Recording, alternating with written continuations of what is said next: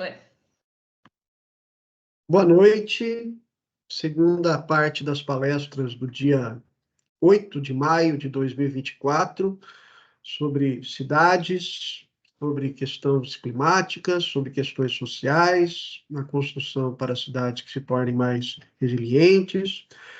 E nessa segunda parte, a gente tem a grata satisfação de receber o professor Gabriel Vedi, apesar de todos os desafios que ele tem aí à frente.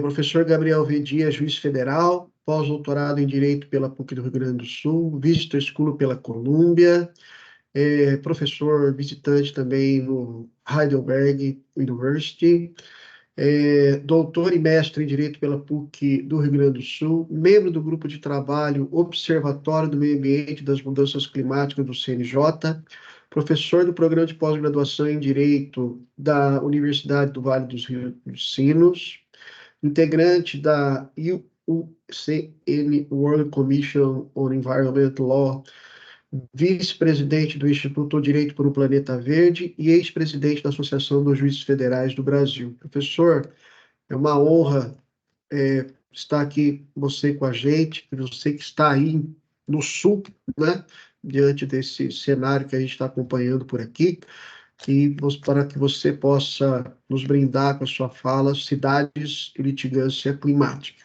Seja muito bem-vindo, professor.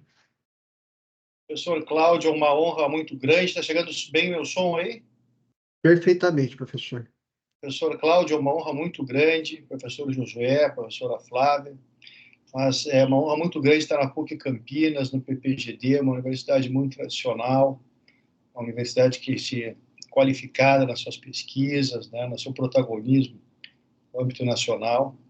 Claro que não é um momento que eu gostaria de estar no momento mais... Já peço desculpa até pelos meus trajes, porque eu estava explicando para o professor, né, você sempre me vem de terno, gravata, etc. Eu sou um deslocado climático de Porto Alegre. Eu saí ontem com a minha esposa, com o meu filho, com milhares de pessoas, né, 85% do estado está alagado. Uma pequena residência que eu tenho no litoral gaúcho, porque Porto Alegre está sem água, luz, saques, né? Assim como boa parte do estado, o Vale do Itacoaí, algo que nunca aconteceu antes. Estou com 50 anos, eu nunca observei que nós temos... vocês estão vendo pela televisão, posso dizer que é pior ainda que isso. Tá? É algo gravíssimo, é algo que nunca houve igual. Né? Há horas essa situação estava se avizinhando. Eu me lembro que no ano de 2015 ainda, o professor mencionou, ano que eu estava morando nos Estados Unidos, fazendo meu programa Visiting Scholar, estágio doutoral no Sabin Center for Climate Change Law, da Columbia Law School. Escrevi um artigo no jornal Zero Hora, colocando que naquela época o Rio Guaíba tinha chegado ao aumento do seu nível de 2,73, e que havia, na época, em 2015, uma pesquisa da nossa Fundação Ambiental, a FEPAM, juntamente com o governo da França, que apontava que as chuvas iam aumentar no estado em 10% nos próximos anos. Né? Eu coloquei sobre a alta probabilidade do Rio Guaíba invadir a cidade. Eu nunca pensei que isso fosse acontecer em 9 anos. Isso faz 9 anos e meio que eu escrevi esse artigo. Aconteceu muito antes do que eu esperava, para a tristeza de todas as pessoas. A economia do estado também vai demorar, talvez, décadas para se recuperar do que está acontecendo. A situação é muito grave.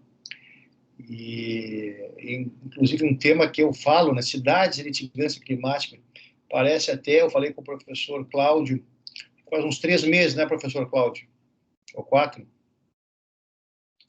Nós falamos sobre essa nossa fala de hoje, né? E nunca pensei que fosse ser uma fala justamente o que está acontecendo na prática, né? A ação da cidade, ações e omissões da cidade, quem deve ser responsabilizado, né? Talvez seja, evidentemente, que esse primeiro momento é o momento de abraçar as pessoas, salvar as pessoas, está além do abraçar, está salvar a vida das pessoas. muitos animais também perecendo. Então, depois, evidentemente, abraçar essas pessoas, abraçar essas infraestruturas públicas e privadas destruídas. Claro que a ação, omissão estatal é evidente em nível municipal, estadual, federal, mas é de se perguntar se o contribuinte deve arcar sozinho com isso, né?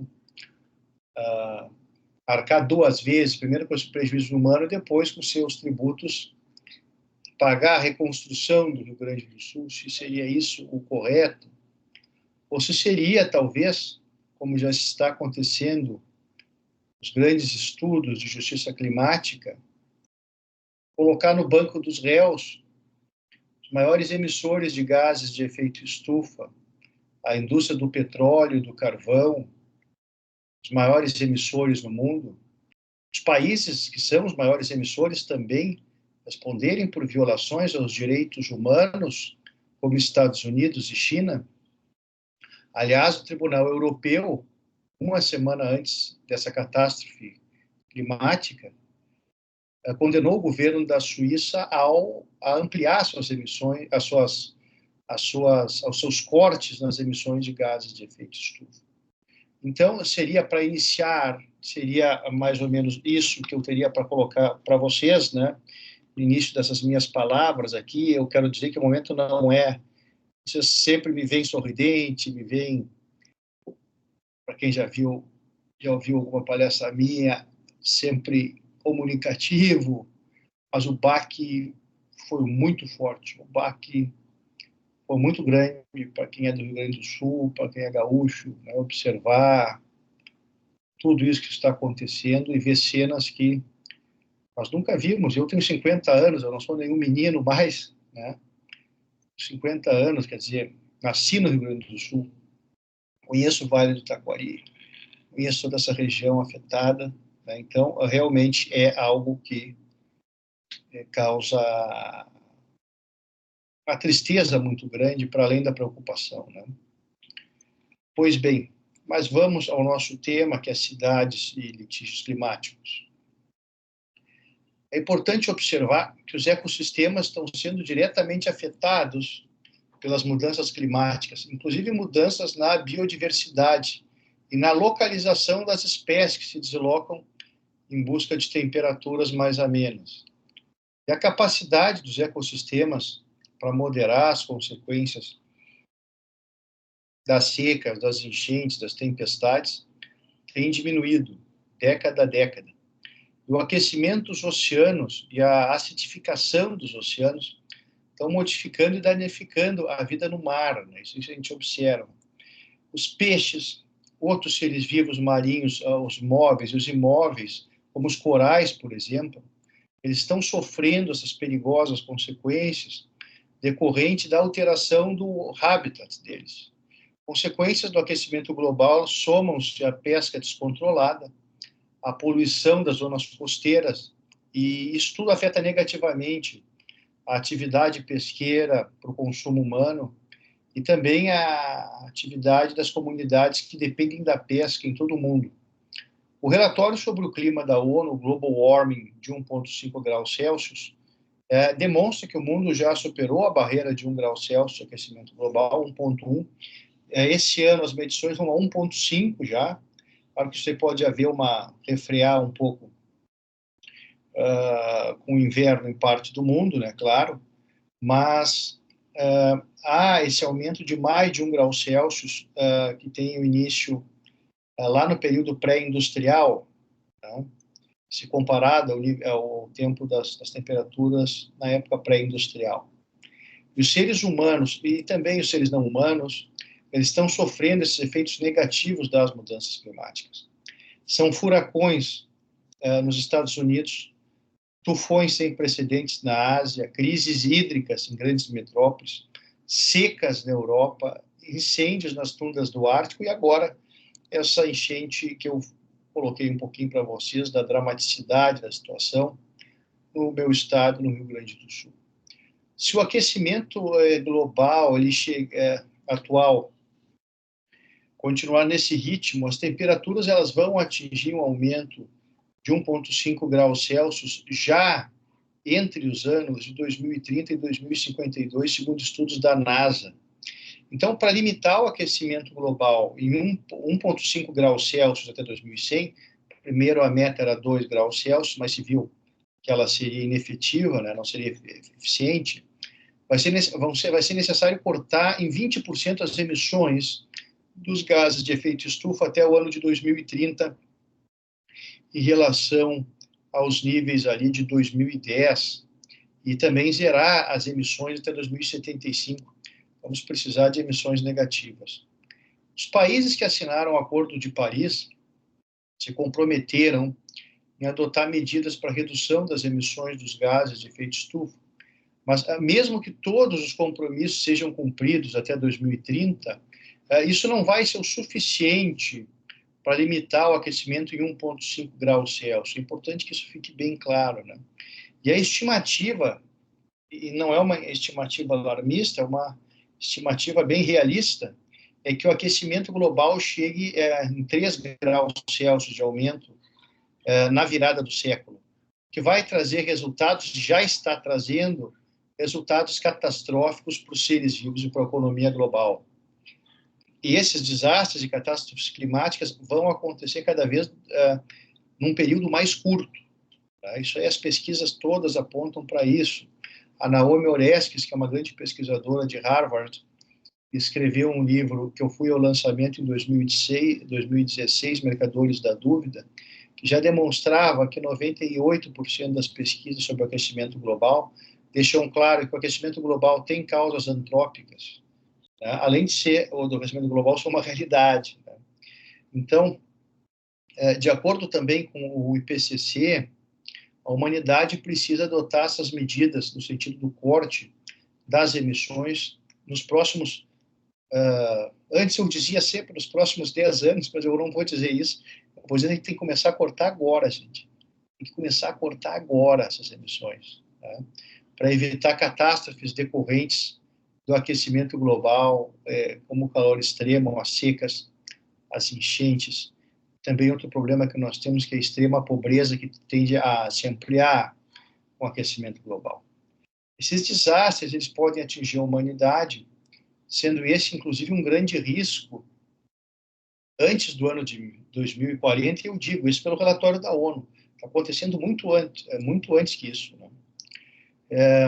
Então, a importância da litigância climática está estampada no objetivo 13 da Agenda 2030 para o desenvolvimento sustentável. Eu tive a felicidade de participar de vários debates sobre, porque eu era aluno do professor Jeffrey Sachs, que era o diretor do Centro de Pesquisas de Desenvolvimento e Sustentabilidade da Universidade de Harvard, era o braço direito do Ban Ki-moon, né? Foi praticamente o relator dos ODS. Ele dizia, olha, não seriam necessários 17 objetivos e 179 metas, bastava seguir os 3 pilares do relatório Brundtland, né, tutela ambiental, desenvolvimento econômico,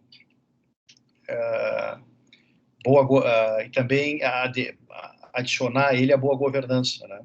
Tutela ambiental, inclusão social, desenvolvimento econômico, e adicionar a ele a boa governança. Então, seria o que inova, né, da Agenda 2030 para o relatório Brundtland, é a inserção da boa governança, seria o 4º pilar da sustentabilidade, e não apenas aqueles pilares ambiental, econômico e social, né, mas também um pilar de boa governança. Isso se demonstra cada vez mais necessário, inclusive, para respostas a desastres e também para a adoção de medidas de prevenção e de precaução para que essas catástrofes ambientais sejam evitadas, né? Não é mais possível que pessoas e empresas construam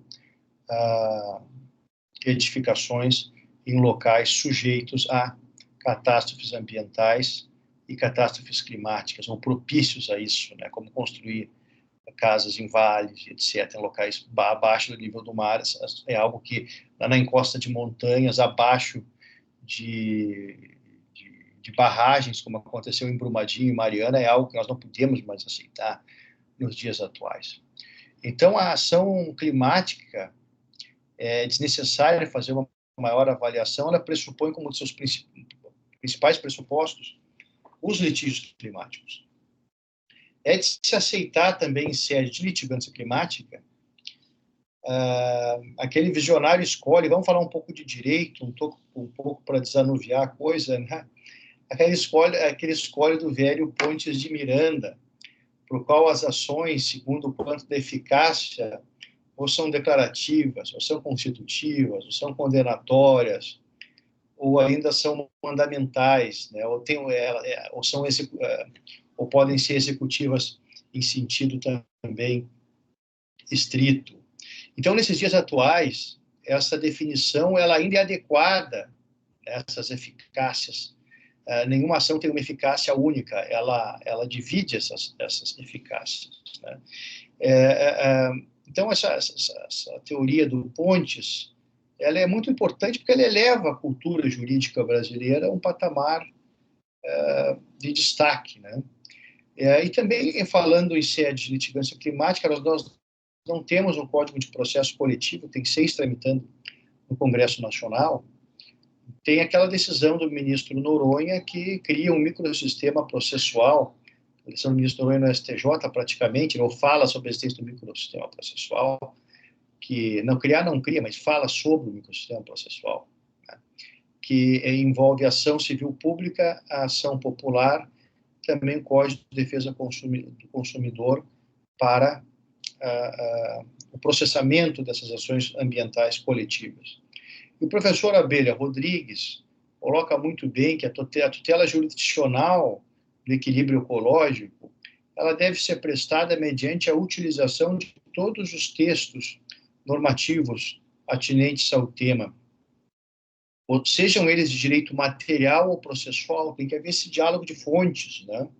E deles extraindo também uma interpretação conforme o que determina o direito fundamental constitucional, como já consagrado pelo Supremo Tribunal Federal, previsto ali no artigo 225 da Constituição, que é um direito fundamental ao meio ambiente ecologicamente equilibrado. Direito de terceira geração ou novíssima dimensão, nas palavras do relator desse histórico leading case, o ministro Celso de Mello.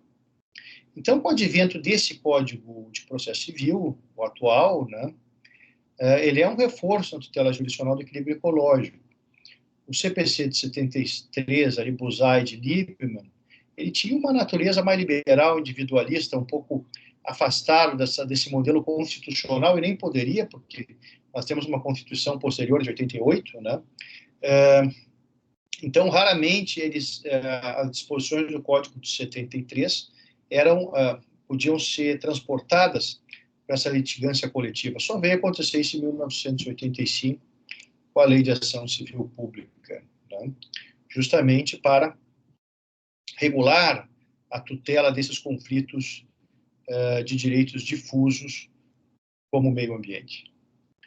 Então, o CPC atual, ele é um reforço, na realidade, aliado à Lei de Ação Civil Pública, à Lei de Ação Popular, ao Código de Defesa do Consumidor, na proteção jurisdicional da tutela do meio ambiente e também, diria mais, também para a tutela do sistema climático. E todas as ações ambientais tradicionais, com a adição de alguma sofisticação doutrinária e jurisprudencial, podem ser manejadas para a tutela do clima estável e dos seres vivos,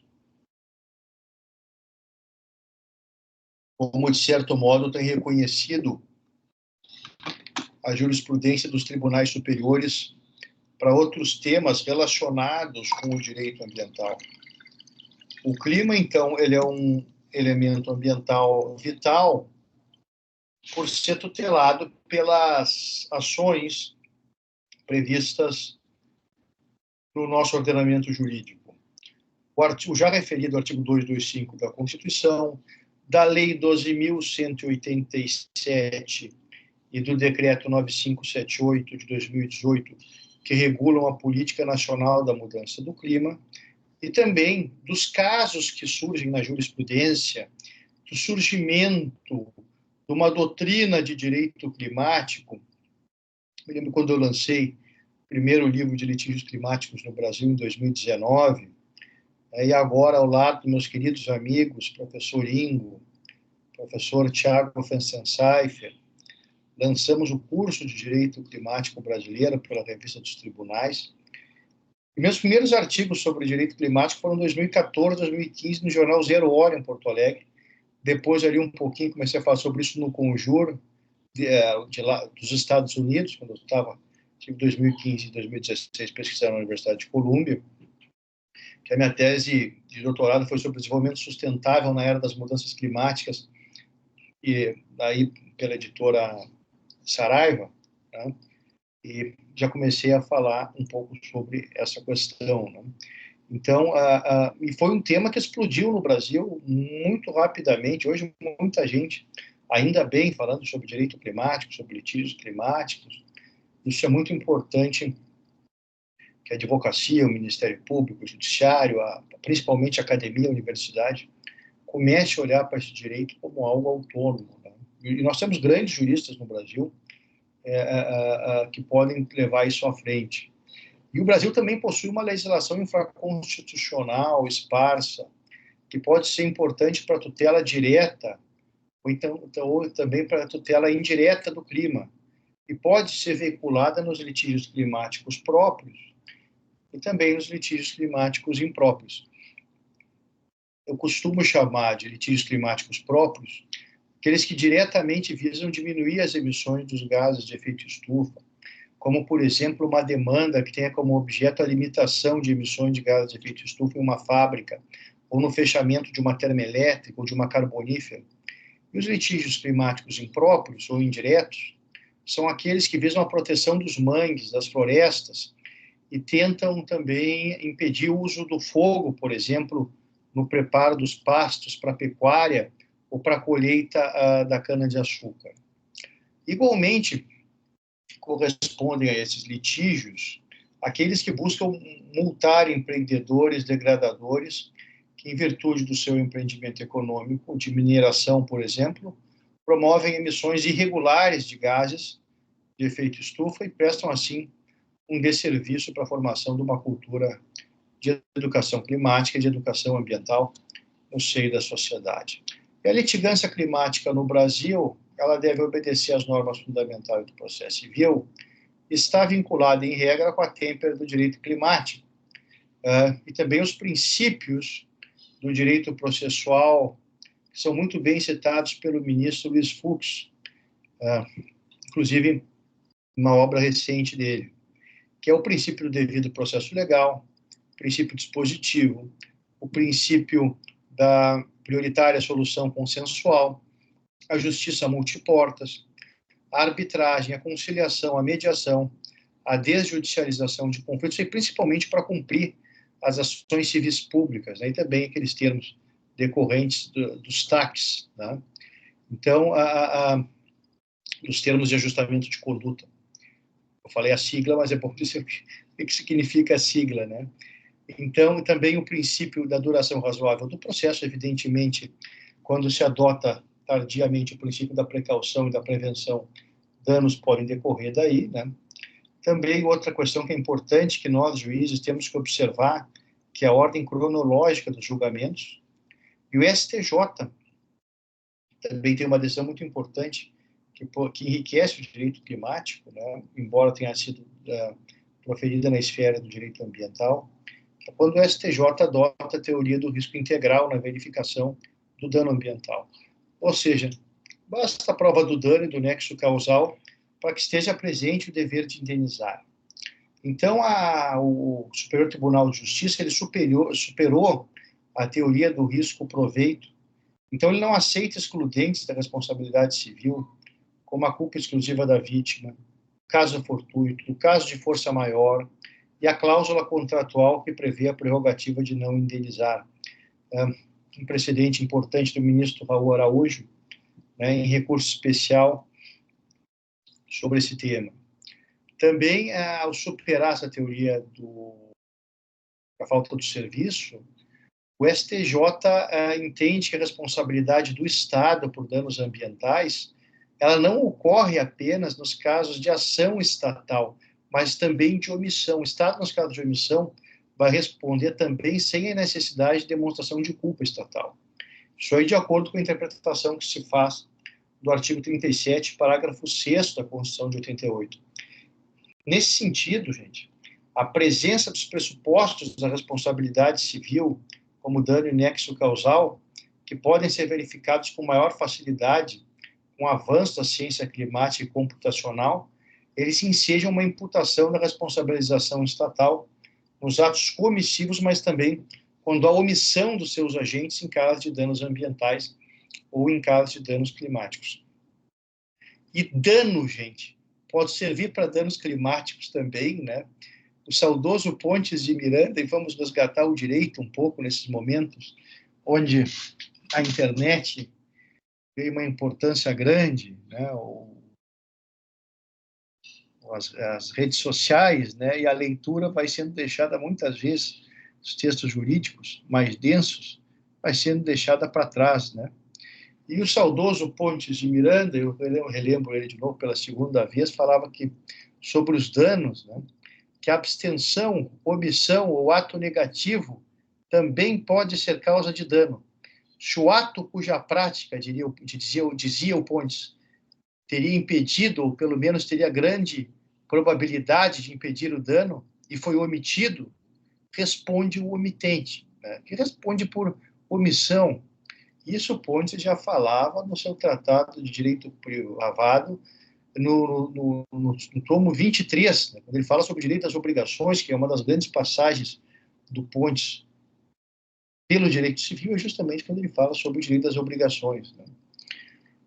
Mas voltando à questão jurisprudencial, o STJ reconheceu a imprescritibilidade da ação que visa a reparação do dano ambiental, tendo em vista aí as peculiaridades do dano, que se espraia e supera os limites de tempo e espaço.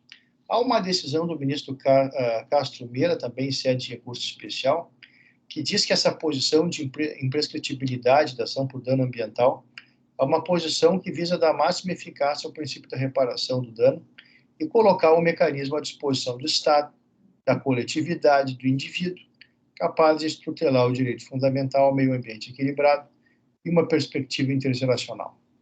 Assim, a Corte tem o objetivo, de acordo com o ministro Castro Meira, aposentado, de promover a reparação e a restauração do bem ambiental a qualquer tempo e impedir, assim, atividades de desenvolvimento que sejam ecologicamente insustentáveis. Feitas essas considerações preliminares, né, e tem também a ciência da atribuição, de grande importância, a ciência da atribuição, que é a utilização de computadores, como possui o INPE, NAS, etc., para verificar a produção de prova no processo, a questão do dano do nexo de causalidade, né, e esse tema, mais cedo ou mais tarde, vai chegar ao judiciário, já está chegando, aliás. Nos Estados Unidos temos várias ações sobre isso. É preciso prosseguir na consideração de que a obrigação de restaurar o ambiente, o reparo do dano ambiental, também transmite-se ao proprietário adquirente do imóvel, mesmo que ele não tenha causado dano. Se eu compro uma fazenda, um sítio, qualquer imóvel rural, por exemplo, e não causei o dano ambiental, não desmatei a área, não contaminei o solo, não contaminei as águas, né? Mas se há o dano ambiental, eu vou ser obrigado a reparar o dano. Porque a obrigação, ela tem caráter propter rem, de acordo, inclusive, não apenas com a jurisprudência do STJ, mas com o novo Código Florestal, né? Então, eu reparo o dano, mesmo que eu vou ser obrigado a reparar o dano, pela minha simples condição de proprietário do imóvel. Essa obrigação de indenizar, ela está anexa ao título do domínio, né? Ao título de propriedade. E esses precedentes, né, que consagram a obrigação propter rem, eles estimulam, sem dúvida, a função social da propriedade, como diz o ministro Antônio Hermann Benjamin, também em sede de recurso especial, como relator, tá? E estimula o desenvolvimento ecologicamente sustentável e supera, de acordo com o ministro Antônio Hermann Benjamin, o individualismo civilista napoleônico e a lógica liberal burguesa do laissez-passer e do laissez-faire.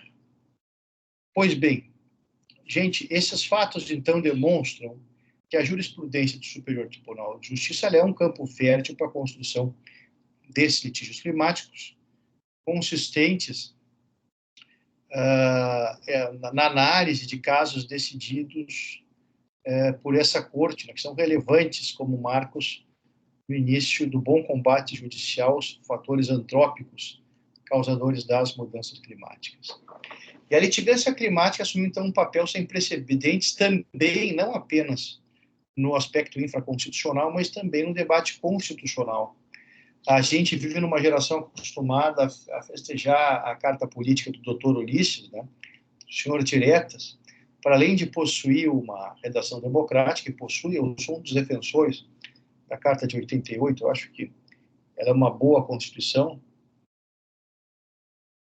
ela garantiu expressamente direitos constitucionais fundamentais, multidimensionais, e ainda, pela riqueza das suas palavras, ela deixou o texto em aberto para que os hermeneutas, em uma perspectiva intergeracional, pudessem conferir uma apropriada interpretação e até mesmo ampliar o rol de direitos e garantias e não permitir, evidentemente, o retrocesso dos mesmos.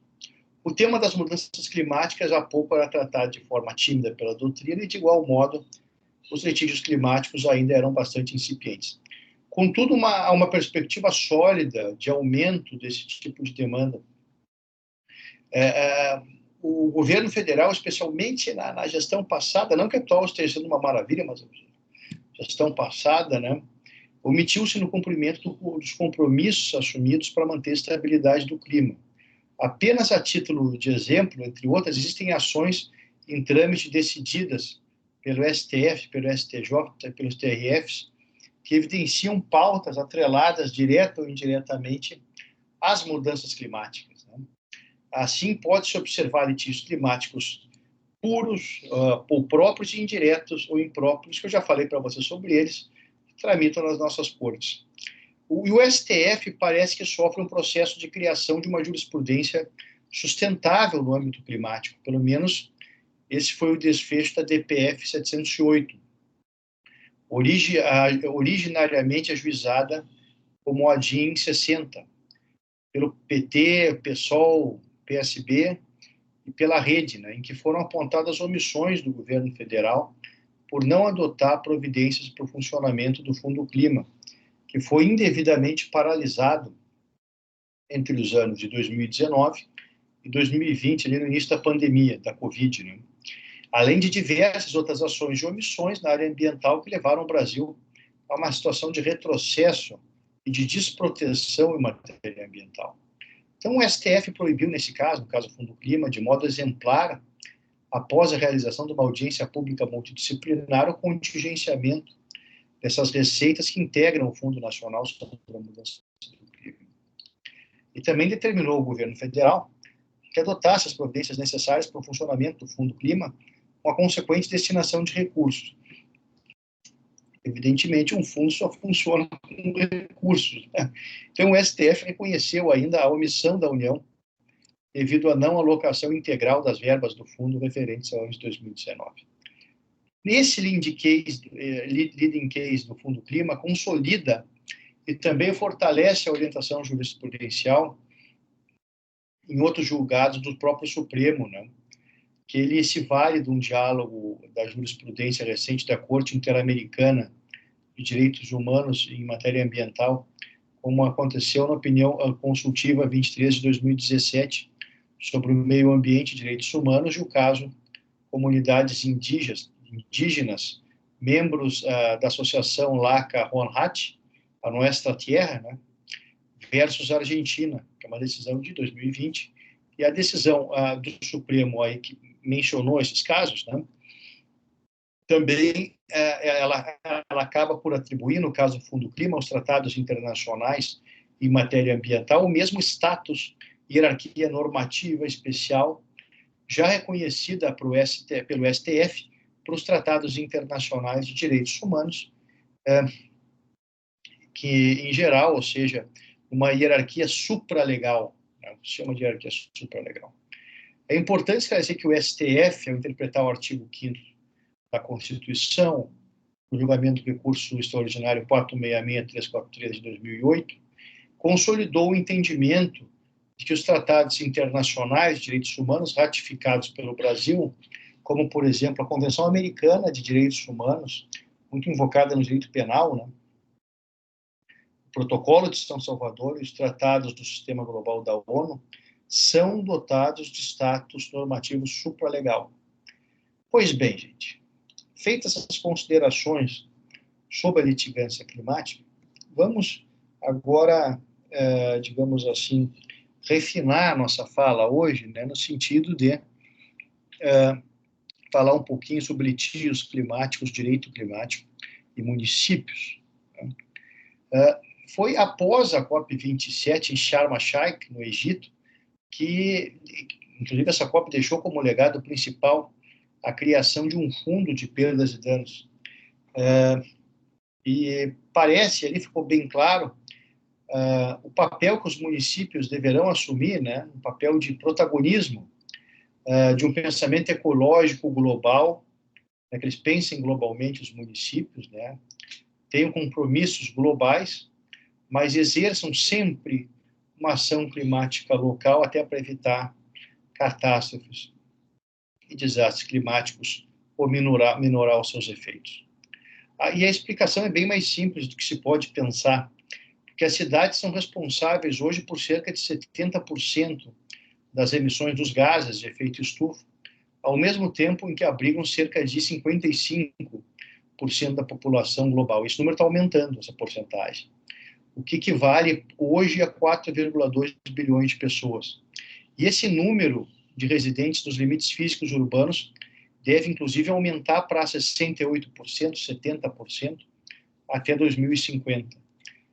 Isso pode se constituir no que, como diria o grande Garrett Hardin, uma verdadeira tragédia dos comuns, né? E esse problema também, né, de esse excesso populacional, até no sentido do controle de natalidade, foi verificado também pelo Amartya Sen, que defende o controle de natalidade não de modo coercitivo, mas por meio do fortalecimento, empoderamento das mulheres, das adolescentes na sociedade, e também da educação gratuita, desde a pré-escola até a universidade, da diminuição da desigualdade do acesso universal à saúde e também do pleno acesso à informação. E as cidades têm recebido apoio técnico de redes como a rede de pesquisa sobre mudanças climáticas urbanas, o Pacto Global dos Prefeitos, o chamado C40, né? O Conselho Internacional para Iniciativas Ambientais Locais, a Rede Cidades e Governos Locais Unidos, entre outros que eu poderia mencionar para vocês. Então, é necessário, com governança, desenvolver a capacidade gerencial necessária para cumprir as ações climáticas previstas no Acordo Climático de Paris e também na Agenda 2030 para o Desenvolvimento Sustentável, em especial em relação ao ODS 11, que fala sobre cidades e comunidades sustentáveis, né? Talvez depois dessa catástrofe no meu estado, isso comece a ser mais observado, o ODS 11. Relevante também é não esquecer que atualmente 1.676 cidades e 146 regiões, que representam mais de 14% da população global, se comprometeram em alcançar um patamar de emissões líquidas negativas. Aliás, como defende o Kees Sunstein, da Universidade de Harvard, e o próprio Bill Gates em 2 obras de como evitar um desastre climático, né, obras de 2023, também falam nessa questão, né, alcançar o patamar de emissões líquidas negativas até 2050. E essas interações entre a mudança do estilo de vida, que são interações perigosas, né, urbana, o consumo insustentável, a exposição aos eventos climáticos extremos e as vulnerabilidades na infraestrutura, elas podem criar riscos e também danos catastróficos causados pelas mudanças climáticas para as cidades e para os seres vivos. E essa tendência global de urbanização, ela também pode oferecer, por outro lado, uma oportunidade no curto prazo para que o desenvolvimento ecologicamente sustentável ocorra de modo resiliente ao clima, como constatado, inclusive, pelo grupo 2 do IPCC, né? Nesse cenário, o The Carbon Center fez um levantamento recente no que ele constata que 1.153 cidades já desenvolveram alguma ação, pelo menos, em defesa do clima. E estas encontram-se distribuídas em 91 nações. E essa medida beneficia o equivalente ao número de 833 milhões de pessoas, representando cerca de 9% da população global. No Brasil, são 14 capitais que já instituíram ou estão em vias assim de elaborar esses planos de ação climática compatíveis com seus planos diretores, com as constituições estaduais e a Constituição Federal. São Paulo, por exemplo, tem esse plano de ação climática, Belo Horizonte, Rio de Janeiro, Brasília, Curitiba, Florianópolis, Manaus, Palmas, Porto Velho, Fortaleza, Recife, Salvador e João Pessoa. Esses planos de ação climática, pelo menos no papel, já estão, né? Já é um avanço. Assim, muitas outras cidades também estão engajadas na elaboração, na revisão de seus inventários de gases de efeito estufa, alinhadas com o protocolo global para inventários de emissões de gases de efeito estufa, também na escala da comunidade. E esse inventário define a linha de base a partir da qual a cidade poderá planejar as suas estratégias para implementação de ações de adaptação e de mitigação climáticas. As cidades brasileiras, elas têm um dever constitucional fundamental de tutela do meio ambiente, e também tem esse dever constitucional fundamental de executar planos de acordo com a política nacional das mudanças do clima, previstas na Lei 12.187. Então, essa abordagem policêntrica com o diálogo das fontes, para além de recomendável, ela é lei vigente. Isso vem expresso no artigo 3º da Lei 12.187, inciso 5º, e artigo 5º, inciso 5º, que vincula uma ação efetiva do município à defesa do sistema climático e à tutela das populações mais vulneráveis, pretos, pardos, LGBTs, os pobres, toda a pobreza brasileira, as pessoas que precisam de ajuda, né? Elas estão incluídas nesse conceito de vulnerabilidade, né? Pessoas que recebem menores remunerações, moram em locais de risco, têm menos condições de comprar um imóvel que possa resistir, ser resiliente a essas alterações climáticas, né? Isso precisa ser considerado. E essa interpretação que eu estou dando agora, ela vem do nosso sistema jurídico constitucional e do próprio federalismo, ali previsto no artigo 23 da nossa Carta Política de 88, que prevê a competência administrativa comum entre os entes federativos em matéria ambiental e, por consequência, em matéria climática. Os municípios, para além dessas competências constitucionais, executiva e legislativa, e devem ser exercidas, eu gosto sempre de dizer isso, sempre de modo protetivo, evolutivo, progressivo, né? Que não permita retrocessos ambientais do meio ambiente e do sistema climático. E os municípios podem ser autores nos litígios climáticos e também réus, podem ser demandados, quando o tema for direito climático. E podem demandar também em defesa do meio ambiente e do sistema climático estável. Mas, como demandados, eles podem ser demandados também em virtude das suas ações, das suas omissões, sejam omissões ilegais ou omissões inconstitucionais.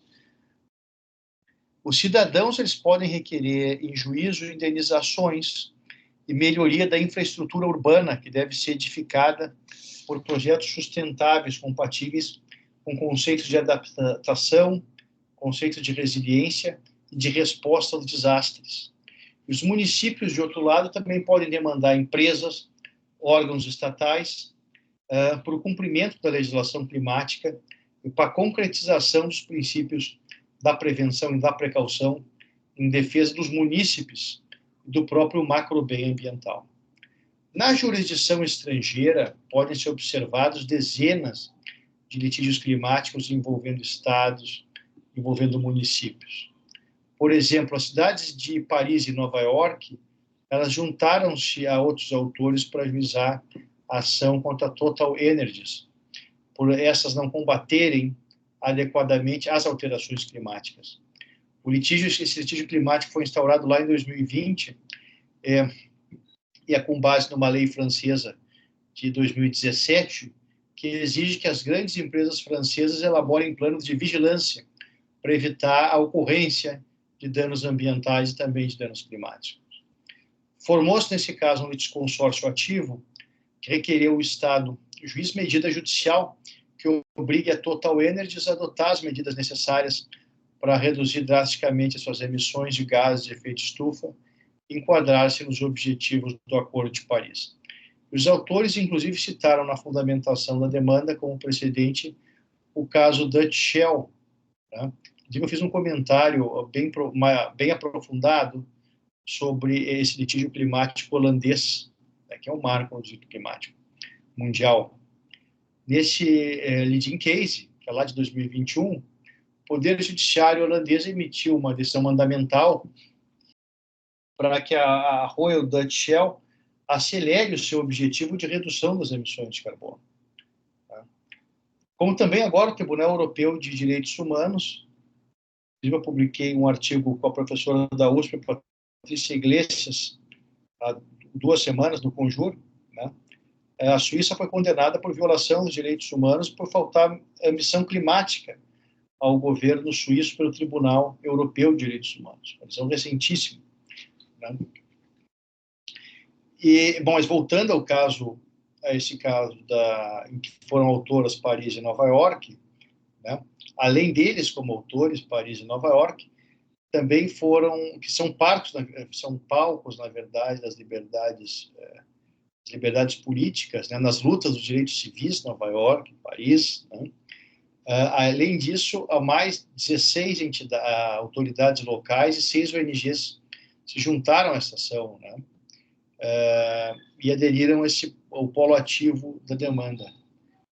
Em 2020, a cidade de Hoboken, inclusive a cidade do lado de Nova York, uma pequena cidade, inclusive onde nasceu Frank Sinatra. Eu estive lá nessa cidade que eu estava morando lá em Nova York, estava lá na Universidade de Columbia, e essa cidade, a Hoboken, né, ajuizou uma ação climática no tribunal estadual, contra a ExxonMobil e também contra 12 outras entidades produtoras de petróleo, né, que exploram petróleo, incluindo a BP, a Shell, a Chevron, a ConocoPhillips e a API, em virtude dos danos causados pela devastação do furacão Sandy em 2012. Veja que o furacão aconteceu em 2012 e esse litígio climático ajuizado pela cidade de Hoboken foi ajuizado numa corte estadual em 2020, 8 anos depois. Né? E aqui no Brasil é importante dizer que nós temos, pelo nosso sistema jurídico, a imprescritibilidade dos danos ambientais e climáticos. Né? Nesse caso da cidade de Hoboken, com base numa lei municipal de proteção ao consumo, a cidade de Hoboken afirmou que as empresas petrolíferas eram responsáveis pelos danos relacionados às alterações climáticas associados à venda dos combustíveis fósseis. E na demanda, a parte autora busca reparação dos danos de 140 milhões de dólares, referentes aos gastos que a cidade efetuou nas últimas décadas em projetos de resiliência climática, incluindo a construção de barreiras contra a inundação à beira-mar e também cisternas subterrâneas para administrar o excesso de água. Por fim, gente, esse desastre climático ocorrido no Rio Grande do Sul, ele enche de luto, né, a ação, o nosso povo, coloquei para vocês, né, e, claro, os seres humanos, né, precisam ser salvos primeiro, né, depois precisam de carinho, precisam de acolhimento, né, vai ter a hora essa do resgate, mas é uma hora de pertencimento, né, mas num segundo momento, e eu quero enfatizar isso, vai ser necessário a reparação desses danos materiais e morais causados aos cidadãos gaúchos, ao meio ambiente e talvez aos próprios entes estatais, né?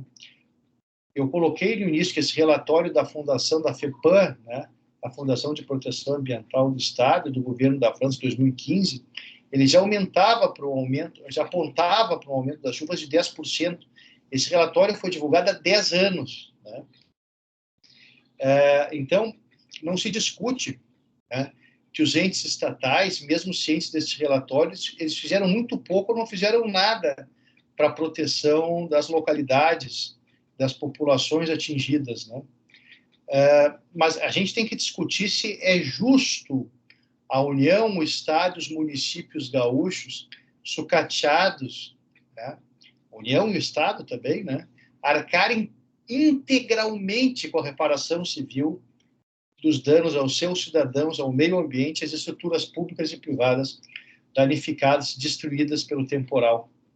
Quer dizer, será que isso atenderia os mais comezinhos princípios da equidade, o contribuinte gaúcho e o contribuinte brasileiro a serem responsabilizados 2 vezes por ações e omissões estatais, sendo que a origem do aquecimento global tem como os maiores responsáveis as indústrias do petróleo, do carvão, e no plano geopolítico a China e os Estados Unidos como os maiores emissores.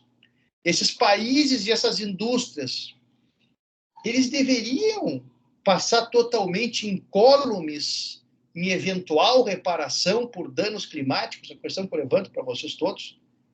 Eu penso que não, né? Então, nesse sentido, os municípios gaúchos, no caso, vão precisar assumir um protagonismo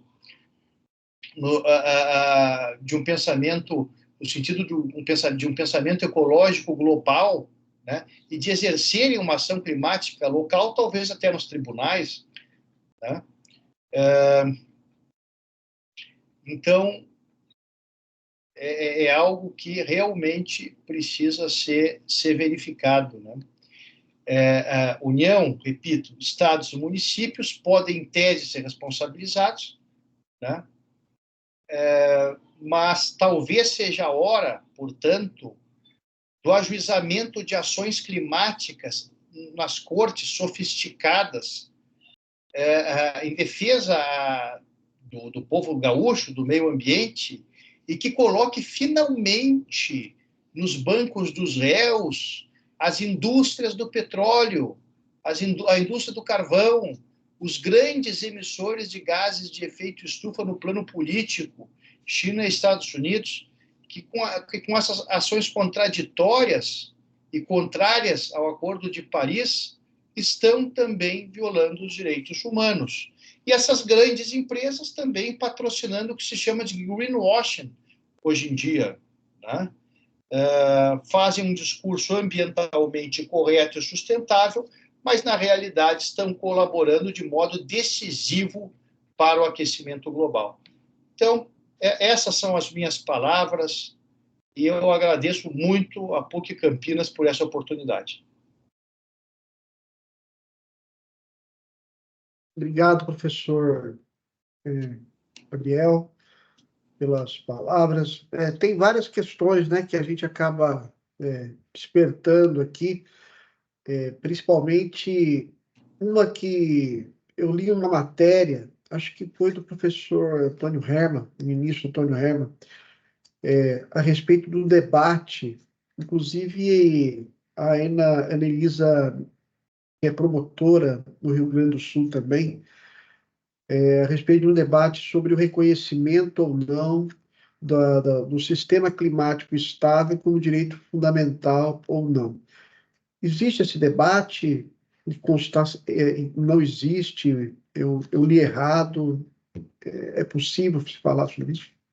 Então, tem inclusive 2 emendas tramitando no Congresso que visam constitucionalizar o sistema climático, a tutela do clima como direito fundamental.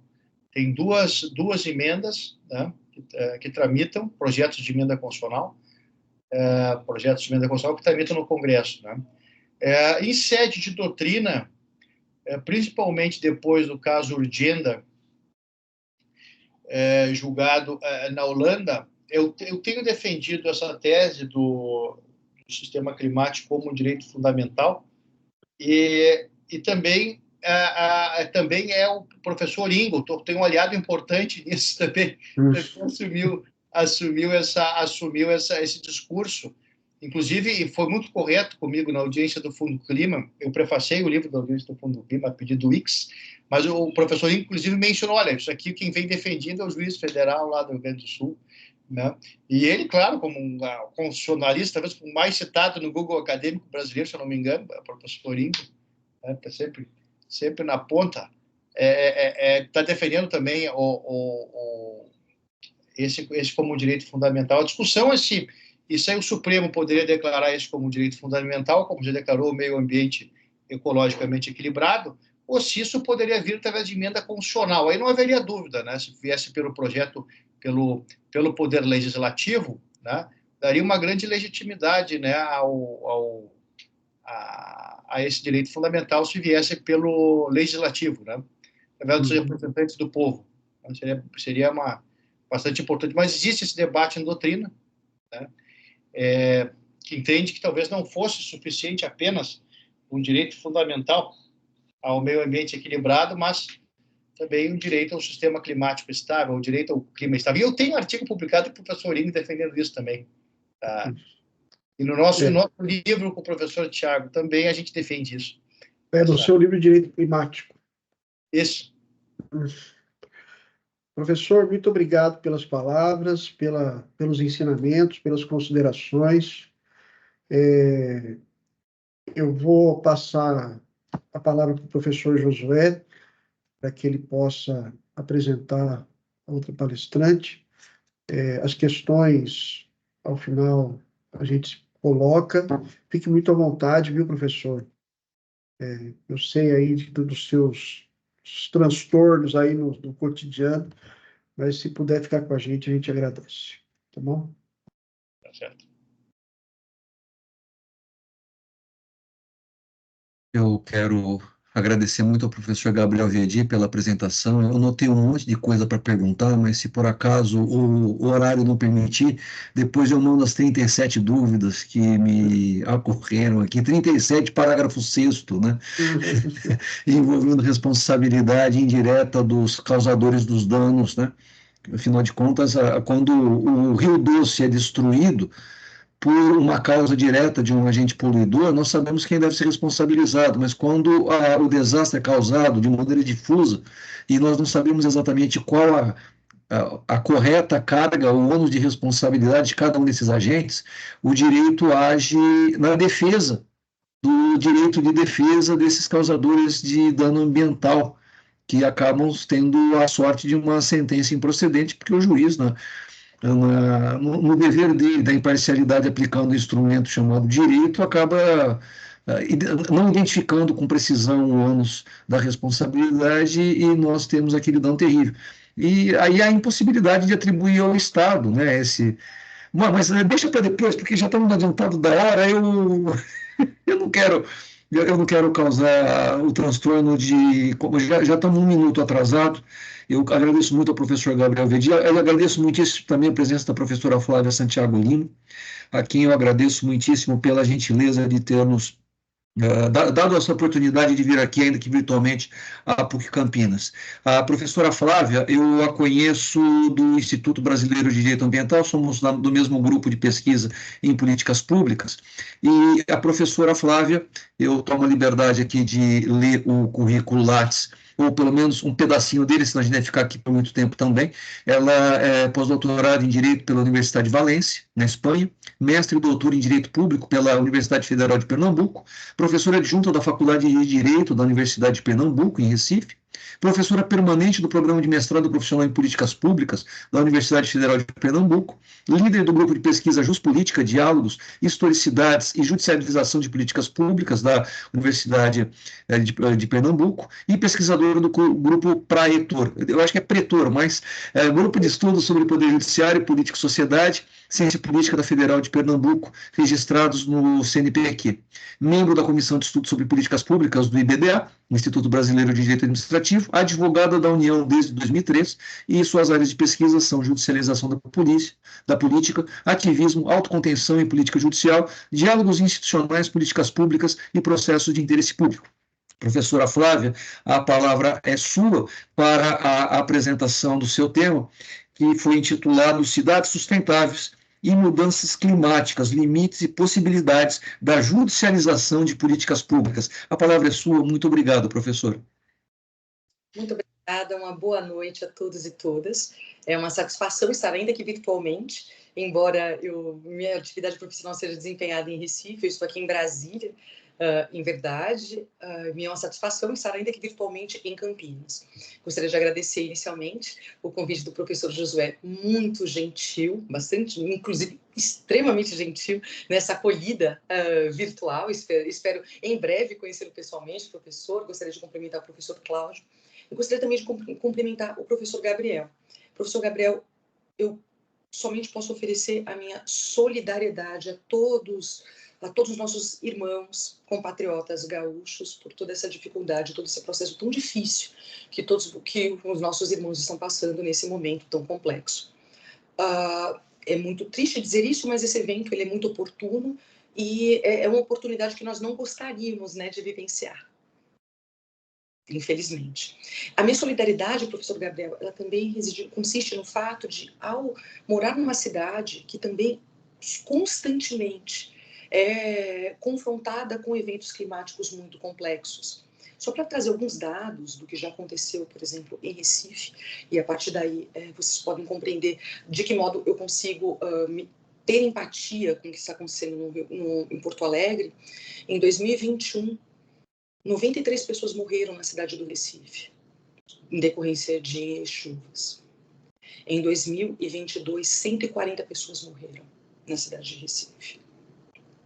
Que são dados, muitas vezes, né, como todas as tragédias climáticas, muitas vezes num país continental, muitas vezes essas questões elas não aparecem para um grande público, mas são sempre dados muito perversos, né, e que nos fazem refletir sobre de que forma nós, como juristas de profissão, como acadêmicos do direito, nós podemos colaborar, de algum modo, para a mitigação, talvez, dessas demandas. E muitas vezes também temos que enfrentar as próprias limitações que o direito tem nesse tipo de abordagem. E é a partir desses limites e possibilidades que eu queria conversar com os senhores hoje, com os professores, com os colegas, com os alunos, provavelmente, né, da pós-graduação da PUC de Campinas. Eu sou de São Paulo, vocês devem ter percebido por esse sotaque aí, né? Já fiquei muito tempo aí em Campinas, gosto muito da cidade, é uma cidade muito agradável, e já passei momentos muito felizes em Campinas. Espero em breve estar com os senhores. Bem, de que forma eu pretendo né, trazer minha abordagem? Acho que num primeiro momento, acho que é importante a gente trazer algumas ressalvas metodológicas. A primeira delas é o ponto de partida que eu trago. Vocês percebem pelo meu currículo, talvez pela leitura, né, tão gentil que o professor Josué fez, que eu sou do direito, mas que eu convivo e interajo de forma bastante, eu diria que duradoura, né, com outras áreas do conhecimento, em especial com a ciência política, né, e com as políticas públicas. E a partir dessa interação, que eu acho bastante, que para mim é bastante profícua, faz com que eu, muitas vezes, questione o lugar do direito na solução dessas grandes questões sociais. Metodologicamente, qual é a abordagem que eu costumo propor?